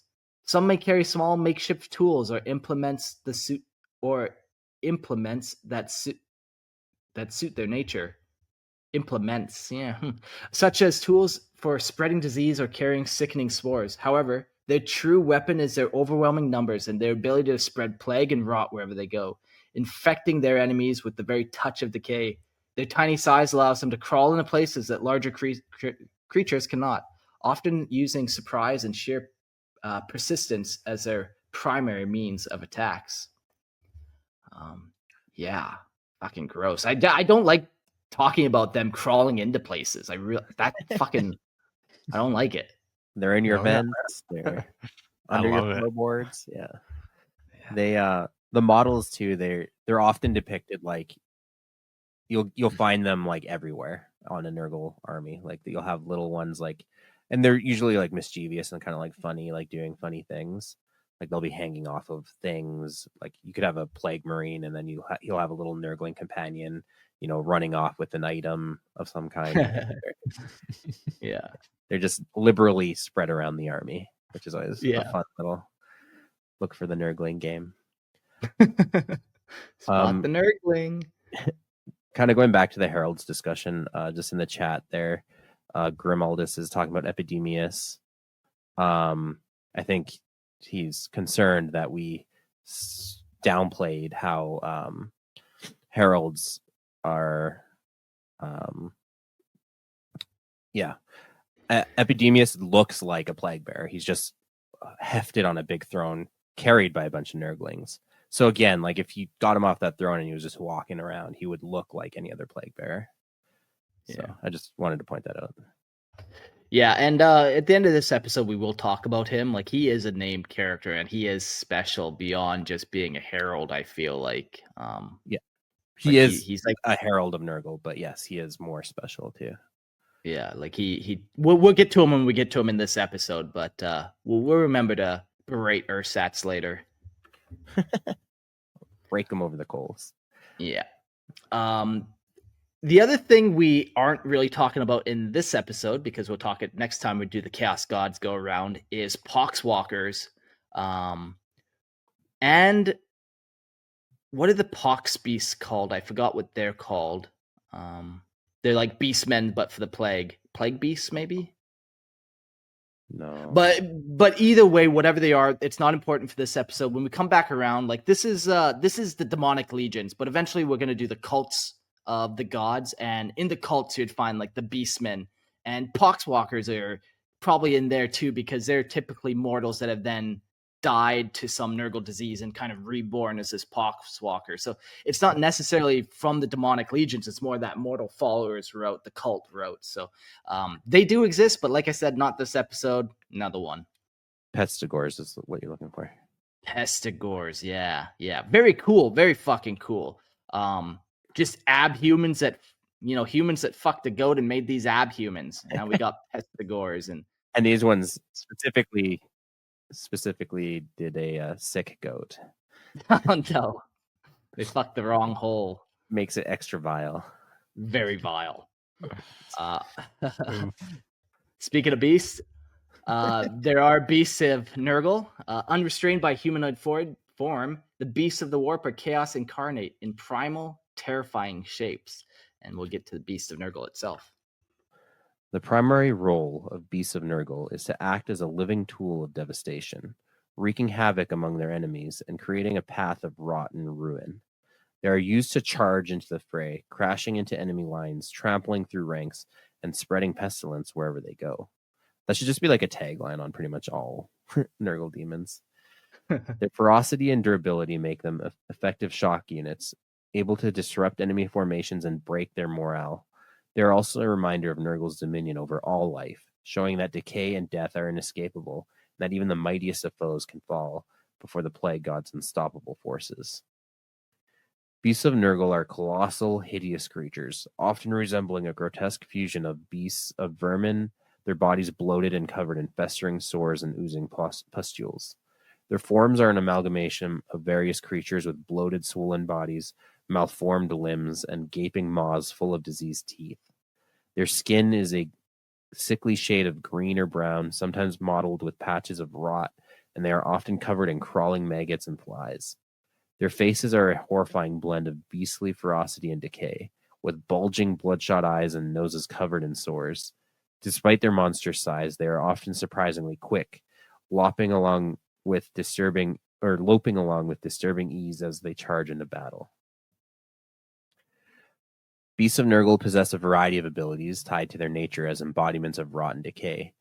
Their mere presence causes the battlefield to become a festering swamp of decay, weakening enemies with every step they take. They are immune to many forms of damage, their diseased bodies continually regenerating as they are struck, making them difficult to kill. The beast's venomous claws and bites spread illness and plague with every wound they inflict, weakening their enemies and causing even the strongest of warriors to falter. Additionally, the beasts of Nurgle are highly resilient to physical harm, making them fearsome in close combat, able to soak up damage and keep pushing forward through sheer endurance. Their war gear. Beasts of Nurgle typically do not wield any traditional weapons, relying instead on their immense physical strength, claws, and natural ability to spread disease. Their bodies are covered in natural armor made of rotting, toughened flesh, and their massive claws can tear through armor with terrifying ease. Some beasts may carry additional filth or burdens, such as chains or rusted, disintegrated pieces of armor that serve no practical purpose but to further the corruption they embody. Their primary war gear is the immense physical presence. Each beast is a living plague upon the battlefield, spreading rot with every swing and step they take. The very act of charging into battle with the beast of Nurgle is a declaration that decay cannot be stopped. Gross. I've heard them like described like puppy dogs almost. Like if they're not trying to, like even if they are trying to hurt you, they're still coming at you all floppy and wiggly and like trying to lick you and shit. Happy to spread their plague to you. And then they might just accidentally crush you under their enormous weight. Yeah, they were trying to hug you, but they just crushed you. It's hard to describe what they look like. They're just like a gelatinous slug. Yeah. I don't even know what words to use. Fecundus comes to mind. All right, should we get into the rot flies? The purpose of the rot flies is to spread Nurgle's pestilence, sowing disease and decay across the battlefield. With their ability to fly over enemy lines, they act as mobile vectors of disease, delivering Nurgle's rot to the living. They are often ridden by plague bearers, who guide them into the heart of enemy forces, spreading corruption with every swoop and dive. These flies not only serve as a symbol of Nurgle's endless decay, but also as the means of overwhelming enemies through the sheer terror of the airborne plague, infecting and demoralizing their foes from above. The appearance.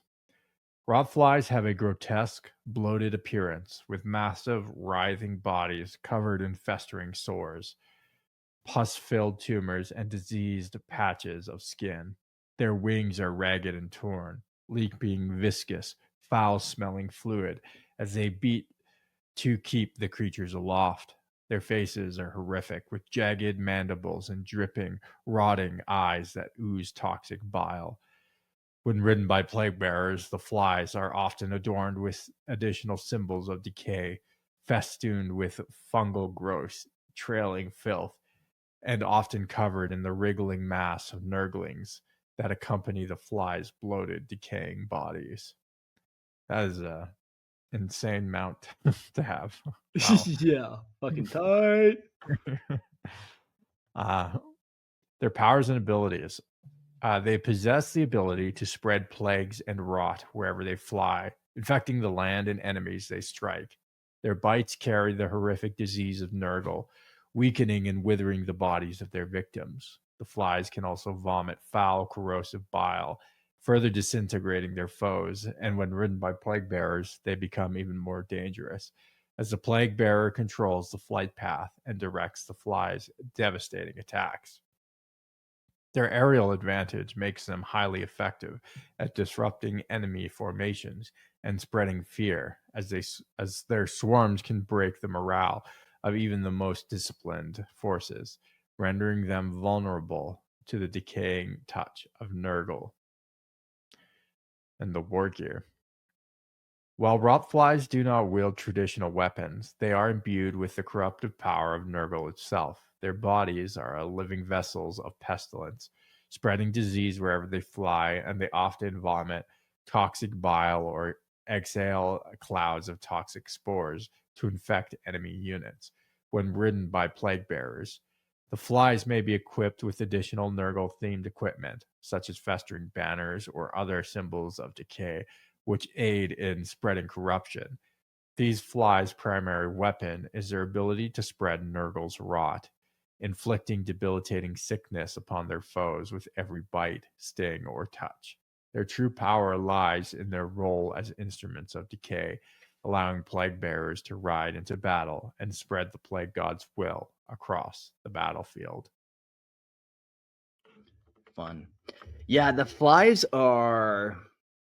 they're interesting. Like, they're Nurgle's symbol for sure, and he utilizes them in a wide variety of ways. I talked specifically about the rot flies, but that's just one, man. They also got battle flies.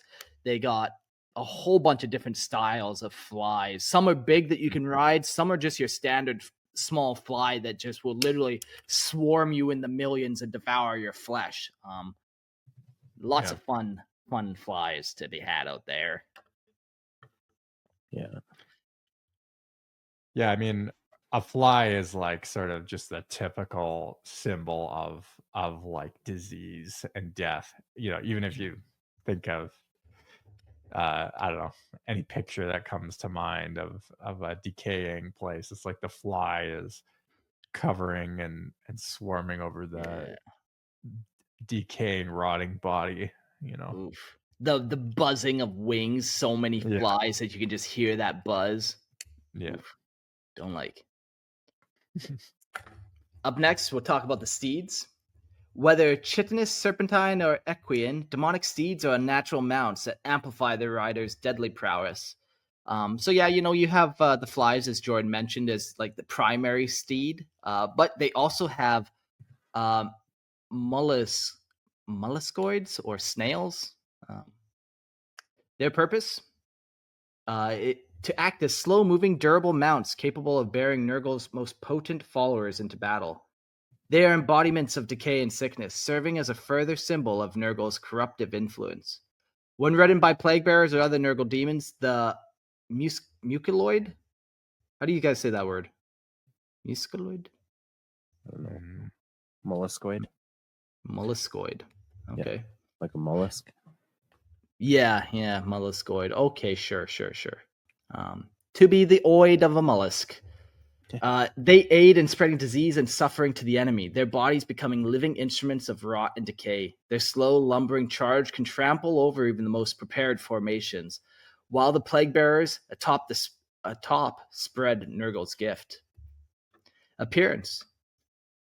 The molluscoids steeds have large, bloated, and malformed appearance, resembling some twisted hybrid of an overgrown snail and a dying slug. Their slimy, molten skin is covered with oozing sores and pustules that burst open to release toxic fluids, furthering spread of Nurgle's influence wherever they travel. Their massive, foot-like appendages leave trails of disgusting mucus in their wake, while their slick, glistening bodies seem almost impervious to damage.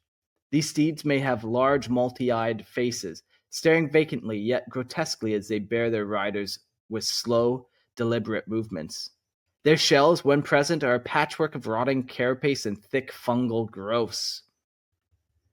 Their powers and abilities, like all of them, they spread Nurgle's rot, and as they slither across the battlefield, their slimy trails leave behind pools of corruption that infect the land and any living creature that comes into contact with it. These steeds also release clouds of fetid spores from their body, weakening enemy morale and causing debilitating diseases that sap strength. Though not particularly fast or agile, they are incredibly resilient, with their tough, disease-ridden hides allowing them to shrug off many attacks. They are also able to recover from most wounds rapidly due to Nurgle's blessing, making them enduring and steadfast in the face of battle. Their war gear. The musculoid steeds do not carry traditional weapons. Instead, their very bodies are a form of living war gear. Their sliming, rotting shells and bodies serve as living fortifications capable of withstanding substantial damage. They are imbued with the rot and decay of Nurgle, spreading disease with every movement. When ridden by plague bearers, these steeds may carry additional unholy symbols of Nurgle, such as festering banners and cursed relics that enhance the rider's abilities to spread corruption. These steeds are often surrounded by smaller nurglings that cling to their bodies, furthering serving as means of infecting anything they touch. Their primary function is to bolster the effectiveness of their riders, allowing them to trample over the enemies while perpetuating the endless cycle of death and decay. Why do you put gardens in a snail or snails in a garden? Probably to eat pests. Okay, well, Was that a genuine question, or was that like the lead up to a joke or something? no, that's a genuine question. Yeah, like little tiny bugs that eat your plants and shit like that. Probably snails will eat them. Ladybugs too do that kind of thing. According to Google AI, they can be beneficial in the garden as they decompose dead plant matter, fertilize the soil with their droppings, and even aerate the soil when they burrow.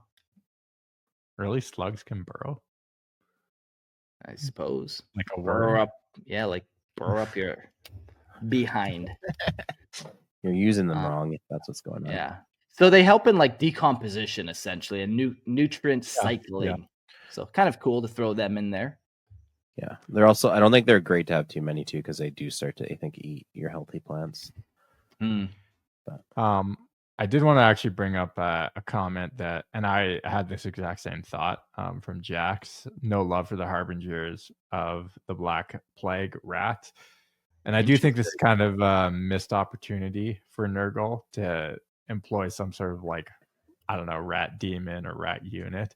Because rats really are the main killer and spreader of disease of human beings throughout history. So I think, maybe if GW's listening, come on, guys, let's bring in some rats. Yeah. Unless there's some that I don't know of, but it doesn't seem like it.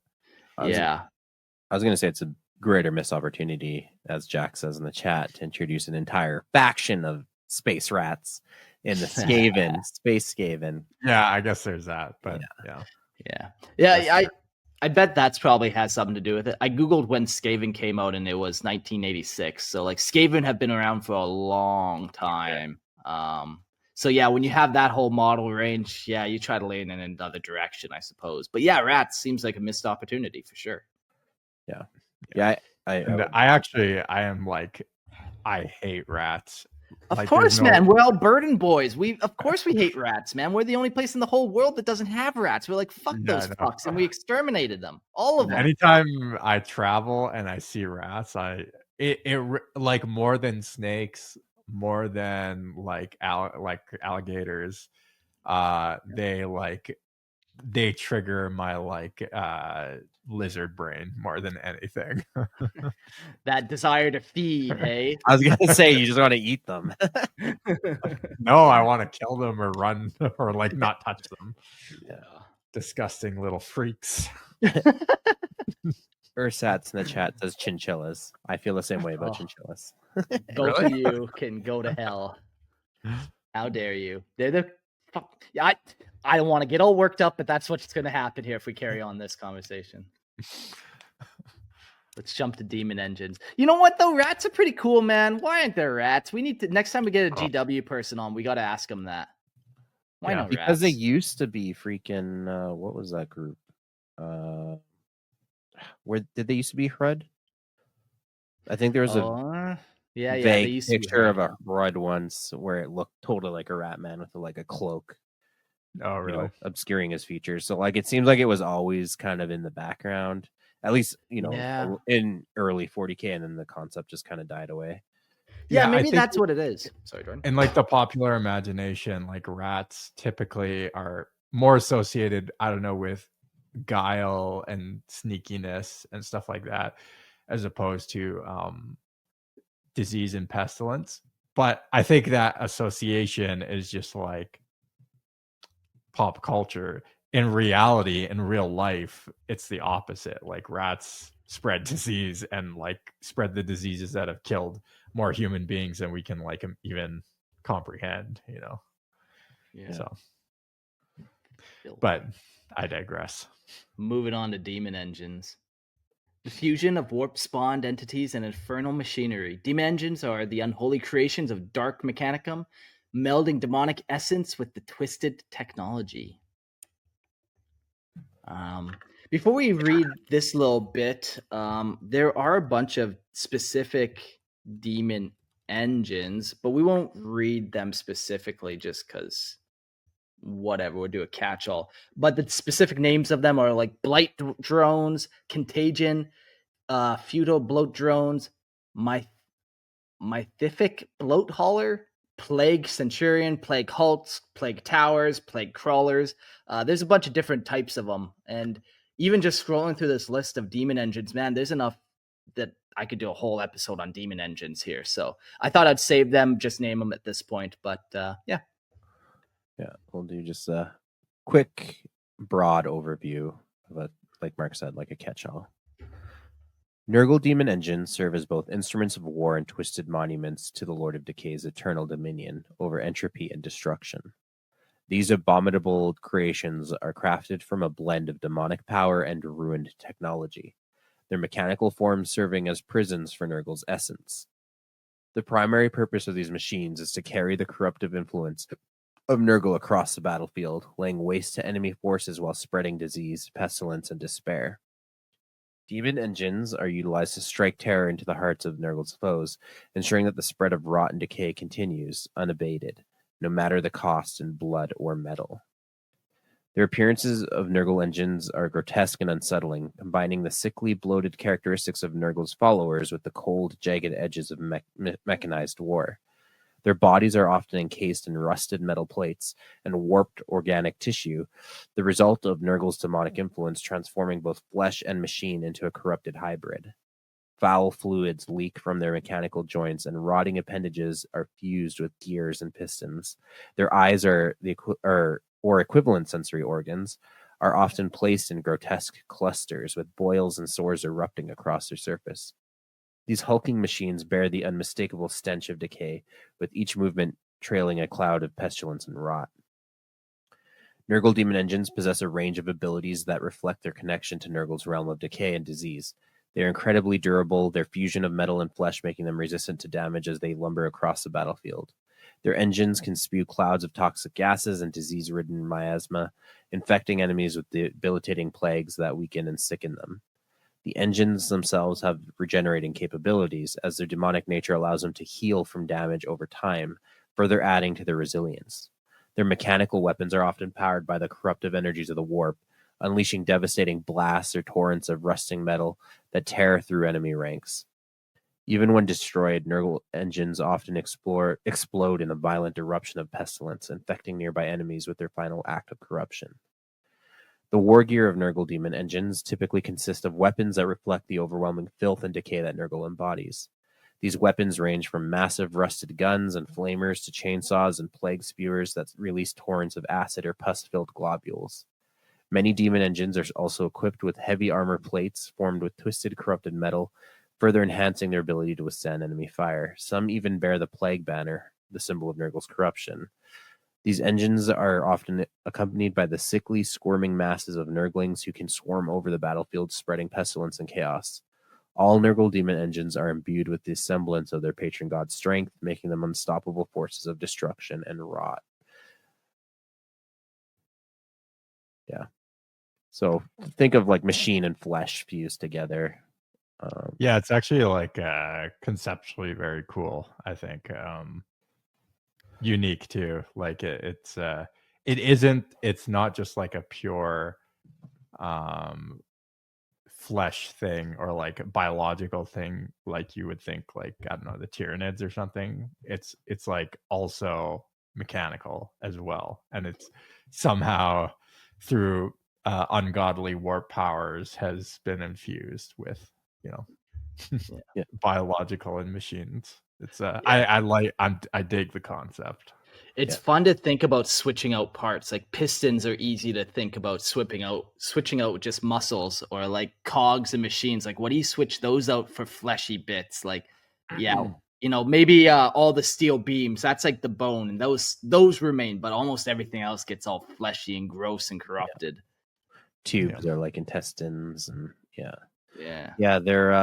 they're the models too. Like, I think Nurgle has the coolest demon engines. Mark rattled off a bunch, but listeners should definitely go look at them. from that list. They're very cool. What- Is there a specific one that you like, or just kind of Yeah. your class? I like the bloat drones a lot. They're Oh, designed. yeah, sure. Yeah, they're very cool looking. And there's a couple of varieties of bloat drone too. I don't know what they're like. Are they complete? My thought was always that they corrupted some kind of existing technology. So I was kind of like trying to imagine what it looked like uncorrupted.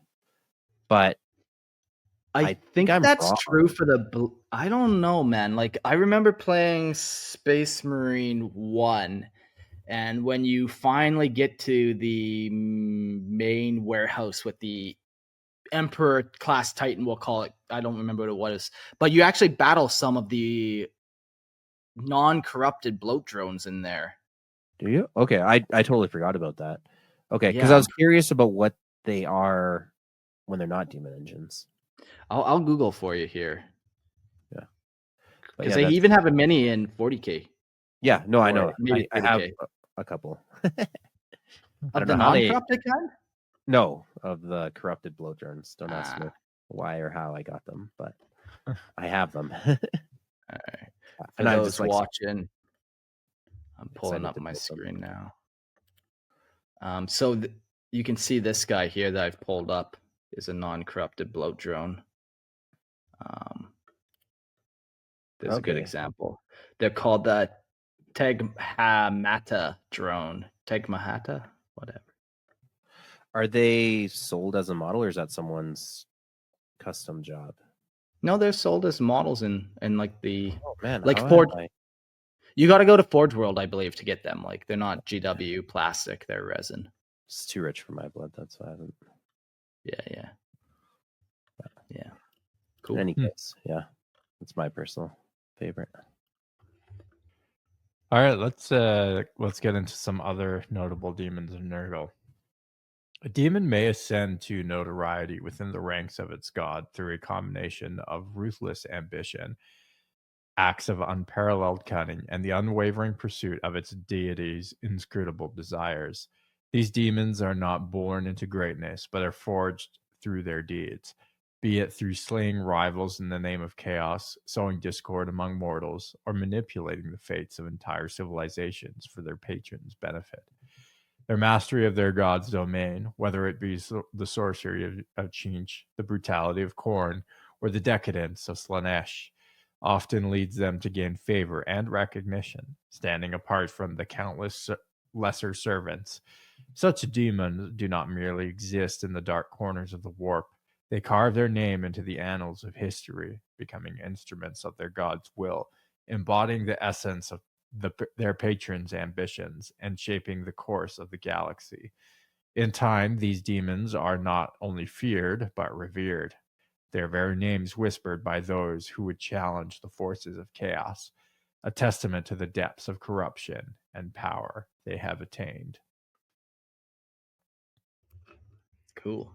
The first guy we'll talk about is, and Grim was excited for this guy, he mentioned him in the chat earlier, Scabythrax the Bloated, also known by many putrid titles like Papa Gap, Lord of the Blighted Plit, Maggot Spore, and the Wind of Nurgle, is a repugnant, rotting mass of disease and filth.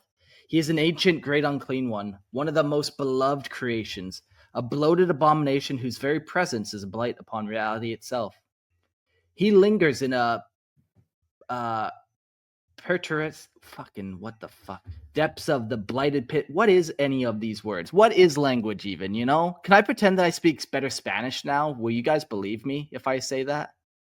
As long as we don't speak English Spanish. is yeah okay. You can say whatever you English want. is my second language now, just so everyone knows. He lingers in the depths of the blight pit, one of Nurgle's vast plague pits, wallowing in filth until his master calls him forth to spread corruption across the mortal realm. Wherever he treads, decay blooms in his wake. Rivers of disease spread across the land, and the very air grows thick with the stench of festering rot. In his grasp, he wields the blade of decay, a foul, rusted cleaver that carries with it the power to tear through the fabric of time itself. What a fucking weapon that is.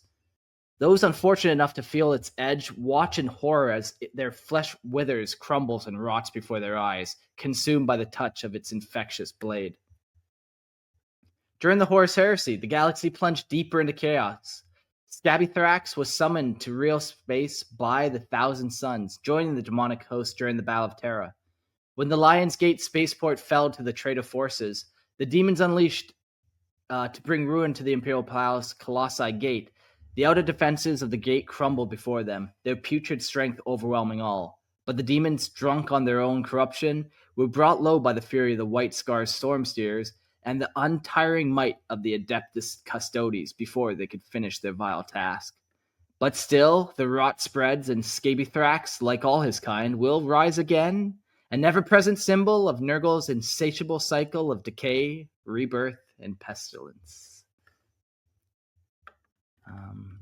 Yeah, he's a fun guy. He's got a crazy model for sure. Big old fat boy.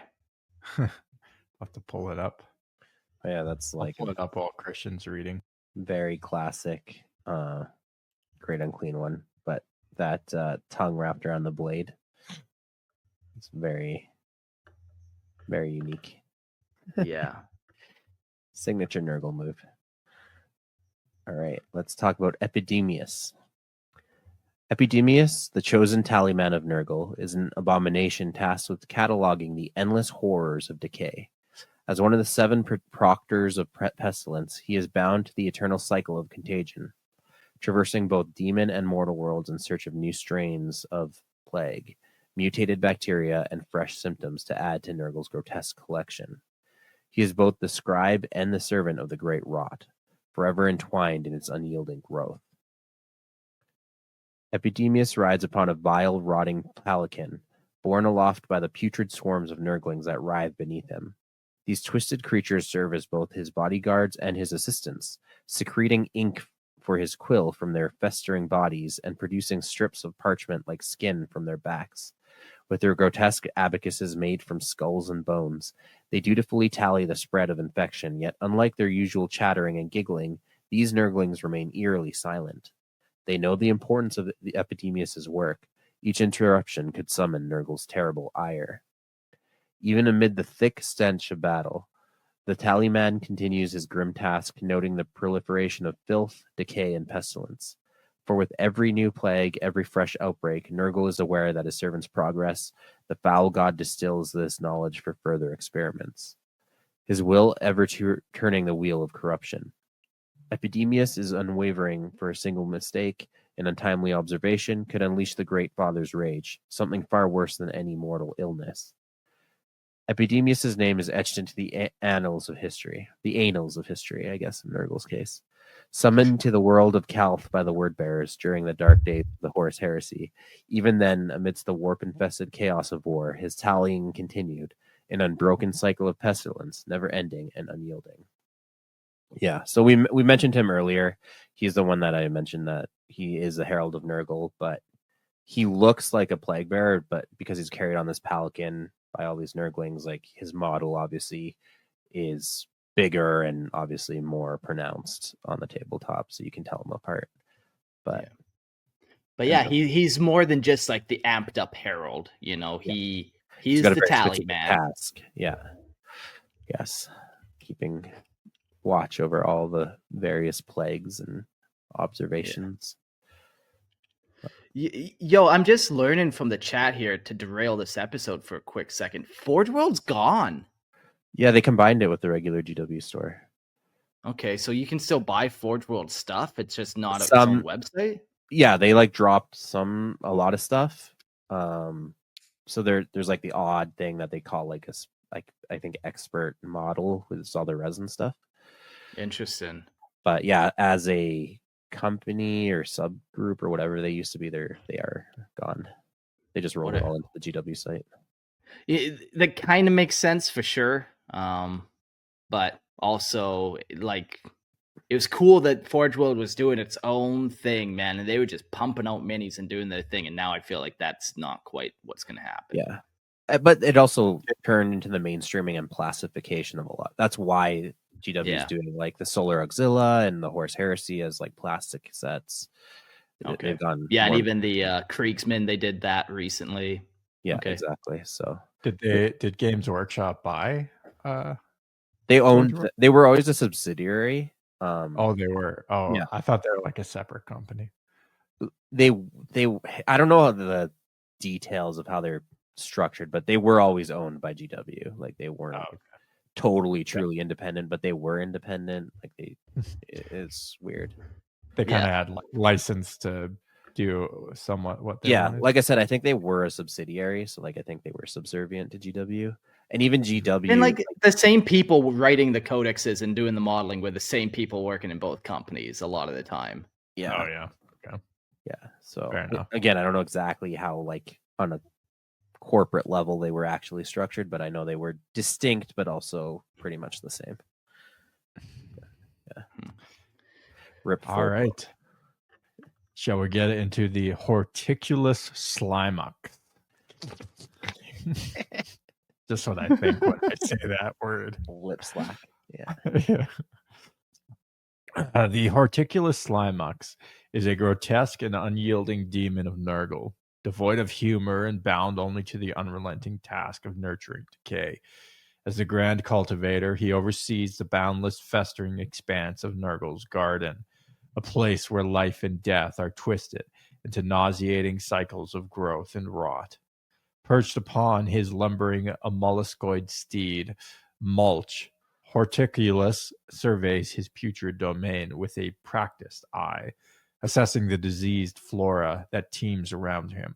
With each moment, Mulch churns the garden's fotid soil, dragging the gruntle plow, a rusted and festering tool behind him. Can someone pull a picture of this guy? I got to see this. Yeah, I'm on it. Spreading the noxious influence of the garden even further. Horticulus is the eternal gardener, tirelessly cultivating the rot and decay that blooms with every passing moment, his touch both nurturing and corrupt.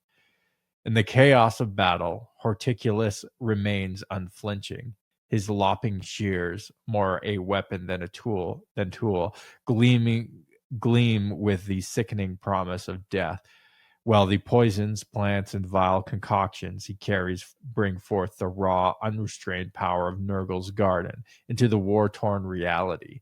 With every swing, every spell, he forces the garden to erupt, overwhelming even the most sanctified sites of sorcery. With its bloated, suffocating growth, the fecundity of Nurgle's forces knows no end. For wherever Horticulus walks, decay follows, never pausing, never resting. Yeah, So- that's his plow. Yeah. I hate the slug with many feet. Look at that thing. It's filthy. I just love it because it's like all of Nurgle's stuff is just like it is the epitome of cartoonish GW. Like it takes it like all of it's kind of cartoonish, but it takes it to like a new level. But I love it. I love it that they do it that way. Yeah, like they even add a bunch of little, like, if we're looking at this model, there's a little poop bucket on the side of this thing. Like there's a bunch of little weird accessories that are like so characterful. Yeah, Plain Jane in the comments says this is if Dr. Zeus did math. Yeah, fuck. Ursat says it's the nose that puts you off. Yeah, it's like it's got tentacles, and then on the end of them are almost like leaf-like things that sniff. Like fuck, it's all so strange, but beautiful. Yeah, Stop looking at it. Yeah. And the final creature we'll talk about is the Tattle Slug. There's not much known about it, and it's not a named creature either. There's probably many of these things. A Tattle Slug is a small, bizarre-looking winged maggot with rotting teeth. The Tattle Slug is adept at gathering intelligence in the materium through the possession of mortals. However, he will only undertake these duties in exchange for a secret he deems to be of equal value. So kind of cool, like a little worm that psychically burrows into your mind almost and then eats your secrets. Yeah. There's yeah, well, sorry, before we go on, kind of back to the, I forget how you say his name, the slug guy there, Horticulus.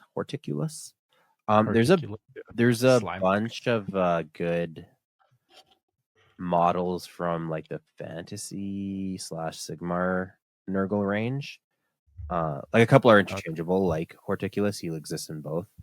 And obviously like the demon models are often interchangeable, but they have a lot of unique ones that are very cool that aren't in 40k, which is kind of a missed opportunity, I think, because like you guys said, they are very characterful models, and there are a lot of them. I like the sloppity bile piper for one. Someone mentioned in the chat, I forget who it was, that they would like think of the bagpipes as a Nurgle instrument. Okay. Just then, blowing air into a sheepskin. Yeah, kind of gross. it looks like a heart. And then there's like the Spoilpox Scrivener, who's like got a mouth that's like connected to a tube wrapped around his back and like up over his shoulder. Yeah, there's just so many fantasy models that are sadly underutilized for 40k, I think. But Yeah. Yeah, I'm sure you could find a spot for them. You know, you make one a herald, maybe one's a demon prince, but yeah, still, you shouldn't have to force it. yeah. Yeah. That's all. Yeah, well, that's what we had written down here for today. Now we're going to go to call-in sections, and Grim is up first, and I can already see he's dressed up for the occasion, just like when he came in as an orc. Hey, Grim, I see you're dressed up as Nurgle today. Oh, can't you tell my disgustingness right now? Just filthy over there. What have you been rolling in? Disgusting. I'm rolling in my own feces. As Jack said, I wake up, I shit, and then I get out of bed. Good. Well, how'd you like this episode? Did it inspire you to do shit other places? Couches, perhaps? So I've become a really big fan of dropping an upper decker. You know, I'm not sure if you guys know what that is, but versus pooping in the bowl, you poop in the tank. And it only really works if you have a nice, solid, fibrous log. Otherwise, that liquid just makes its way into the bowl and someone knows it's there. You want it to just fester, as they say. Exactly. If we're talking Nurgle, Yes. festering is one of the key words. Yeah, you don't want it to be like a quick affair. It has to like really take its time and soil. Yeah. It's like those disgusting drywallers, you know, when they're done doing their job, you know, they piss in their water bottles, they throw it in behind the wall, and they close it up. They do. Why the fuck do they do that? All of them? Because across the world. No, because they're fucking disgusting. They're like roofers, man. Roofers and drywallers are the worst contractors out there. At least we can keep the roofers outside where they belong, but the fucking drywallers, they are always lurking. They're in the They're walls. The Nurgle of trades. The drywallers in are the wall. So I heard the story. Someone was breaking up with their wife, and he was cheating on him. So he took ground beef or some sort of meat and put it inside of the curtain rods themselves, the hollow tube.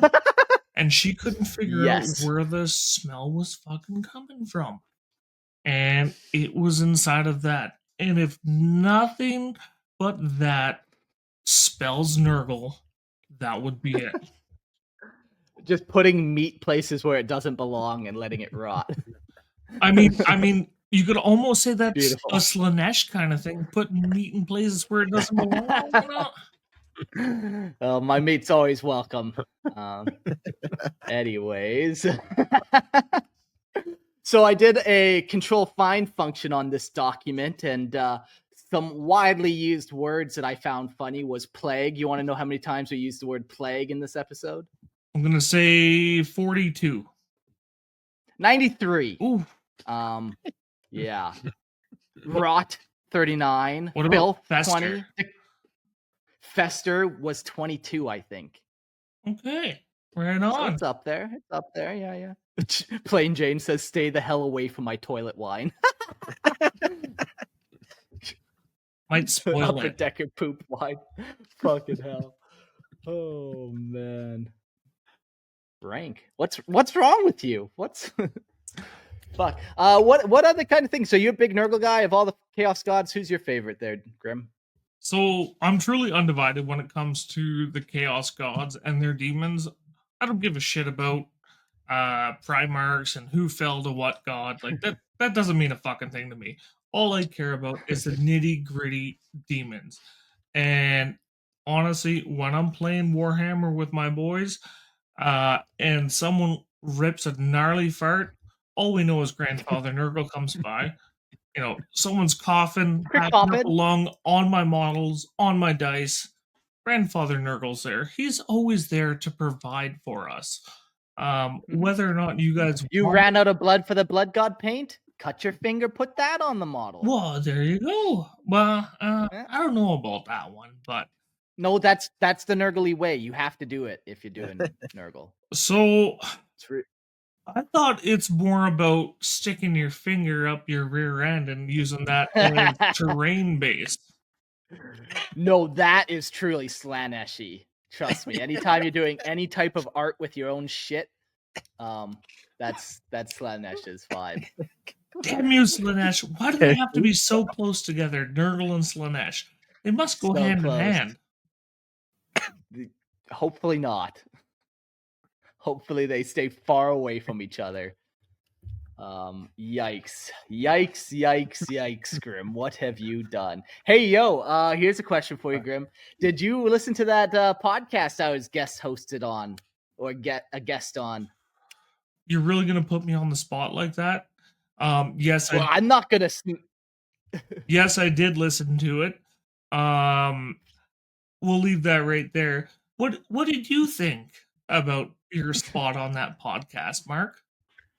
Well, I was invited on a communist podcast, and they were going on about how fascism was like so prominent in 40K, and just going on about how bad and racist everyone was. And then she went on how she was a commie, and that's when I was kind of like, "Oh, so you're against fascists, but you're a fucking commie, eh?"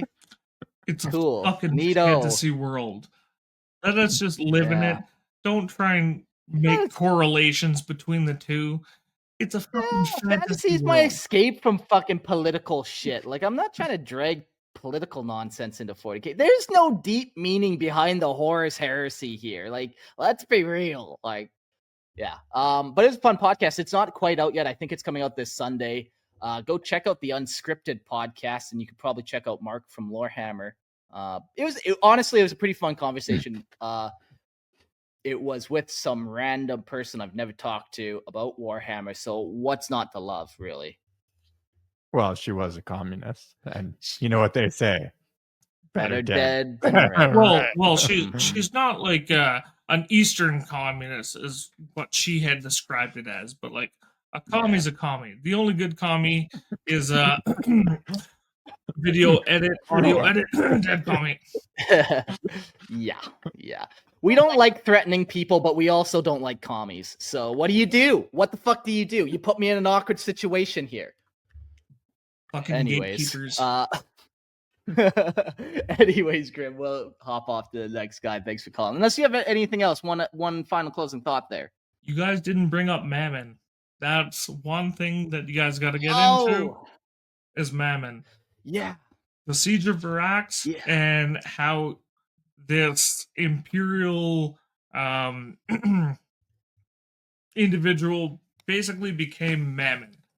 I think you guys got to do an episode, not necessarily on him, but just some of the named Chaos Gods, or at least Chaos Demon Princes. I think you got some nice insight on that. Yeah, I feel like what happened even in this episode, I got to the 20 pages deep and I start writing about name characters. I'm like, man, like I feel like I'm condensing. This should be its own episode. But then, but where does it end? Where does the madness end? Well, you Yeah. tried to end the show at 100 episodes. It didn't fucking happen. So It didn't take. you're just going to be a continuous servitor for Lorehammer. So let's talk in about another 100 episodes when we get this Mammon character in. Then we can discuss. Yeah, that. you heard it here first. Soon, TM. All right, Grim, thanks for calling in. We'll talk to you another day. All right, we got time for one more quick call-in. Jax is down there. Let's see if he's dressed up as a Nurgling today, too. Oh, and he has! Well done, Jax. Nurgle. No, I hate So that. you don't like him, hey? You're talking shit in the Discord about Nurgle. Why? He's just such a rat bastard. In the best kind of way, though. As we No. talked about earlier, there are no rats with Nurgle, apparently. So Yeah. he is not, in fact, a rat bastard. Disease true. bastard. I'll allow. Yeah. Just Uh, so much you could hate about Nurgle. But anyway. I think you just haven't given him a chance. Give Cancer a chance. You may hate Nurgle, but Nurgle loves you. Yeah. No, he doesn't. The greatest lie the 40k community has ever conceived is that Nurgle loves you. When you go to Nurgle's garden and you're a plant and you're suffering, those demons aren't laughing with you. They're laughing at you. Ah, shit. I was Totally afraid of that. disagree. There's some Reddit logic for you. Okay. So what, can you just not handle the disgustingness of it all? Like, I still feel like I haven't got to the crux of the issue. You've called him a rat bastard, which is not really a reason, but There's just so many reasons, but mainly I gotta say just a whole plethora. But I gotta say yeah. the torturing a Mortarion and the Death Guard really just like sold me on the whole like this guy is the biggest asshole in Warhammer. I think he would take that as a compliment, though. True. This guy is He's the biggest, stinkiest. the biggest the stinky saw. Why thank you. I always imagine him sound like Goofy, like, I just tortured your kids, Mortarion. Ursat says Morty had it coming. How dare you, Earthsats? Yeah. Whatever. What does he know about anything? We'll get to that during the Mortarion episode. Hey. Yeah. Yeah, we're going on some gods and demons right now, and then I think up next is Space Wolves. It sounds like people were saying for the next kind of Legion episode. Is that what's happening? Yeah, man. Sure. Whatever. Sure, you say. absolutely. Yeah, I usually just like try to like light some incense, go to bed, and then I usually wake up at 3:00 in a fever dream, already at my computer typing out notes. That's typically how I compile stuff. Session. But well, any other closing thoughts here before we close this one off? Can't wait for Conrad Kurz. Fuck Nurgle. Fuck. Useful. Very, very useful call in you were. I feel like you really made your points clear, precise. Thank you, Jax, for that. What's your name there? The most unapologetic hater of Nurgle. Okay. Wow. If I couldn't make it any more clear. Yeah. The hate is festering in you, that's for sure. I might become like a Sith Lord with all this hate. Like, ooh. All right, get out of here, you punk kid. Go on, get. Now it's just the three of us. Us old Albertan boys. Well, that's that. Nurgle's fun, man. I like all the gods. They all have their unique little aspects that just make them so fun and quirky. And yeah, what's unique about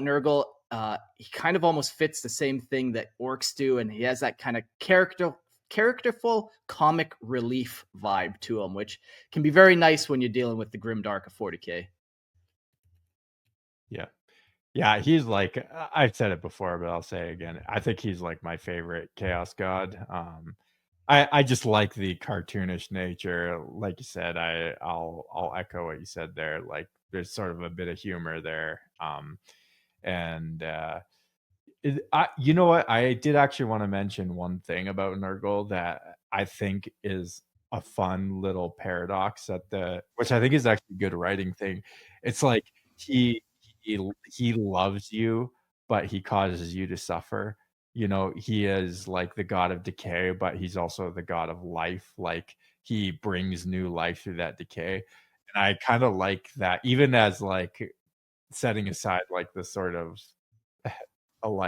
ridiculous nature of him, like just that's kind of like an interesting juxtaposition you can kind of always write stories in. It's like he like I believe it, he actually does love the people that he's killing and transforming, like adding as compost to his garden, you know, like Yeah. it is like cool, like you almost see it. And also I was also thinking, you know, if you look in like a jungle or a rainforest, it is actually an extremely chaotic ecosystem, and it finds like equilibrium, but through like tons of death and danger and predators and stuff like that. And it's, you know, we can kind of like in the West, because we don't really have exposure in those kind of environments, we romanticize them. And I mean, Mark, you're probably kind of closer to something like that in Panama, but like you can kind of romanticize them and not realize how dangerous those environments are, and they're constantly like trying to kill you. Yep, but I'm the apex predator on this island. Well, yeah. Yeah. You're the apex predator here too. That's why we shipped you off to Panama. A different kind of Yeah. predator, though. That's why you're not allowed around schools. I deny that. I completely deny that. How dare you slander me like that? Yeah, no, like we said, Jordan, like it there's a complexity to Nurgle that like the other gods Yeah. don't quite have, where it's that contradiction where Nurgle, you know, he's got the life, he's got the death. It's cool. It's the endless cycle, and you can't have one without the other. Yeah, totally. Christian, are you a Nurgly boy? You know, I'm glad Jordan had so much to say because I don't. I've never been a big Nurgle fan. Oh, man. I just Sometimes found I think you don't even like Warhammer there. I'm only in it for the Space Marines. I'm going to be honest with you. Everything else You're the worst. I'm the worst kind of 40k fan. No, just the models has always kind of grossed me out a bit. I've never been a fan of them, and a lot of people use it as an excuse for just like being crappy. You know, oh, I just slap green on it and I'll call it done. And oh, isn't that a great conversion? I just put green stuff everywhere. Sure. When people I don't know if scapegoat's the right word, but excuse like lazy modeling and painting. But Yeah. But there's also some great work done with the models. Yeah. I'm not trying to belittle those people, just the people that use it as an excuse. That's who I'm It is one of those things, though, like when you almost do have to question the guy who spent 100 hours painting a Great Unclean One, and he's painting every pustule, every maggot, and I think you gotta question that kind of person, honestly. Like, there's something fucking weird with them. Wrong with them, yeah. Yeah. So it's a good kind of warning sign for all of us out there. Like, keep your eye on Jordan. Something about that guy and his obsession Something of Nurgle. about him. Yeah. All right, let's do the end notes and let's get out of here. If you want to buy any demonic legions, the Plague Legions of Nurgle, go to Merlin's Miniatures and use promo code Lorehammer, or use the link in the description below and go buy yourself some Nurglings, some Chaos Demons. Go buy whatever you want. They also sell other stuff there too. It's not just 40k stuff. They do some Lord of the Rings stuff. And you know that Nurgle Chaos Demon prince that we talked about? I bet you they have him, even though he's a 20-year-old model type thing. They have a bunch of old stuff. So go check out Merlin's Miniatures. And if you like listening to me read homebrew lore, come check out Lorehammer Listen to Lore podcast. I don't release very often. The main show keeps me plenty busy, unfortunately, but that show's not dead till I hit 500 episodes, and I'm not quite there yet. So go check out Lorehammer Listen to Lore podcast. And if you like Star Wars, come listen to the Star Lores podcast with me and Jordan, where we talk about Star Wars Legends and do the deep lore dives over there. That's Star Lores, like Lorehammer, but lore. Yeah. And what if we don't like Star Wars, and let's just say hypothetically we were like a Pokemon guy or something? Then what would we do? You might look for a new Pokemon podcast called the Pokélore podcast, where myself and another friend of mine are exploring the deep lore of the Pokemon world. So very nice. What's and the I'm most not gonna... nurgling of a Pokemon? Like the most nurgly Pokemon? There are lots of potential ones. There's like Muck or yeah, Muck's a good one. Yeah, I forget. It's on the coughing or wheezing are good examples. Okay. Yeah, there's quite a few. You know, maybe I'll do a crossover episode where we like put all the Pokemon into like various Chaos God factions and see where that'd they be fit. fun. Yeah. Hey, yo, let's do a Pokélore and Lorehammer crossover episode of that. That could be fun. Yeah. Bonus episode. I'm also not going to stop making podcasts until I have all the podcasts. So you can't stop them. Yeah. It's kind of Urstats in the chat says lick a tongue. It sounds more Slaneshi, but yeah, your mileage may vary. Cool. And final thing, we had one new Patreon member in the last couple of days. Jake, thank you so much for joining. If you want to join the Patreon, feel free. It's okay. It's fine. It's only a couple bucks. Go do it. Help out the show a lot. But thanks, Jake. We really do appreciate it. And all the call-in people, always a fun time. Jordan, Christian, thanks. We'll see you next week. All right. See you later. Off to Fenris now, I suppose. Adios.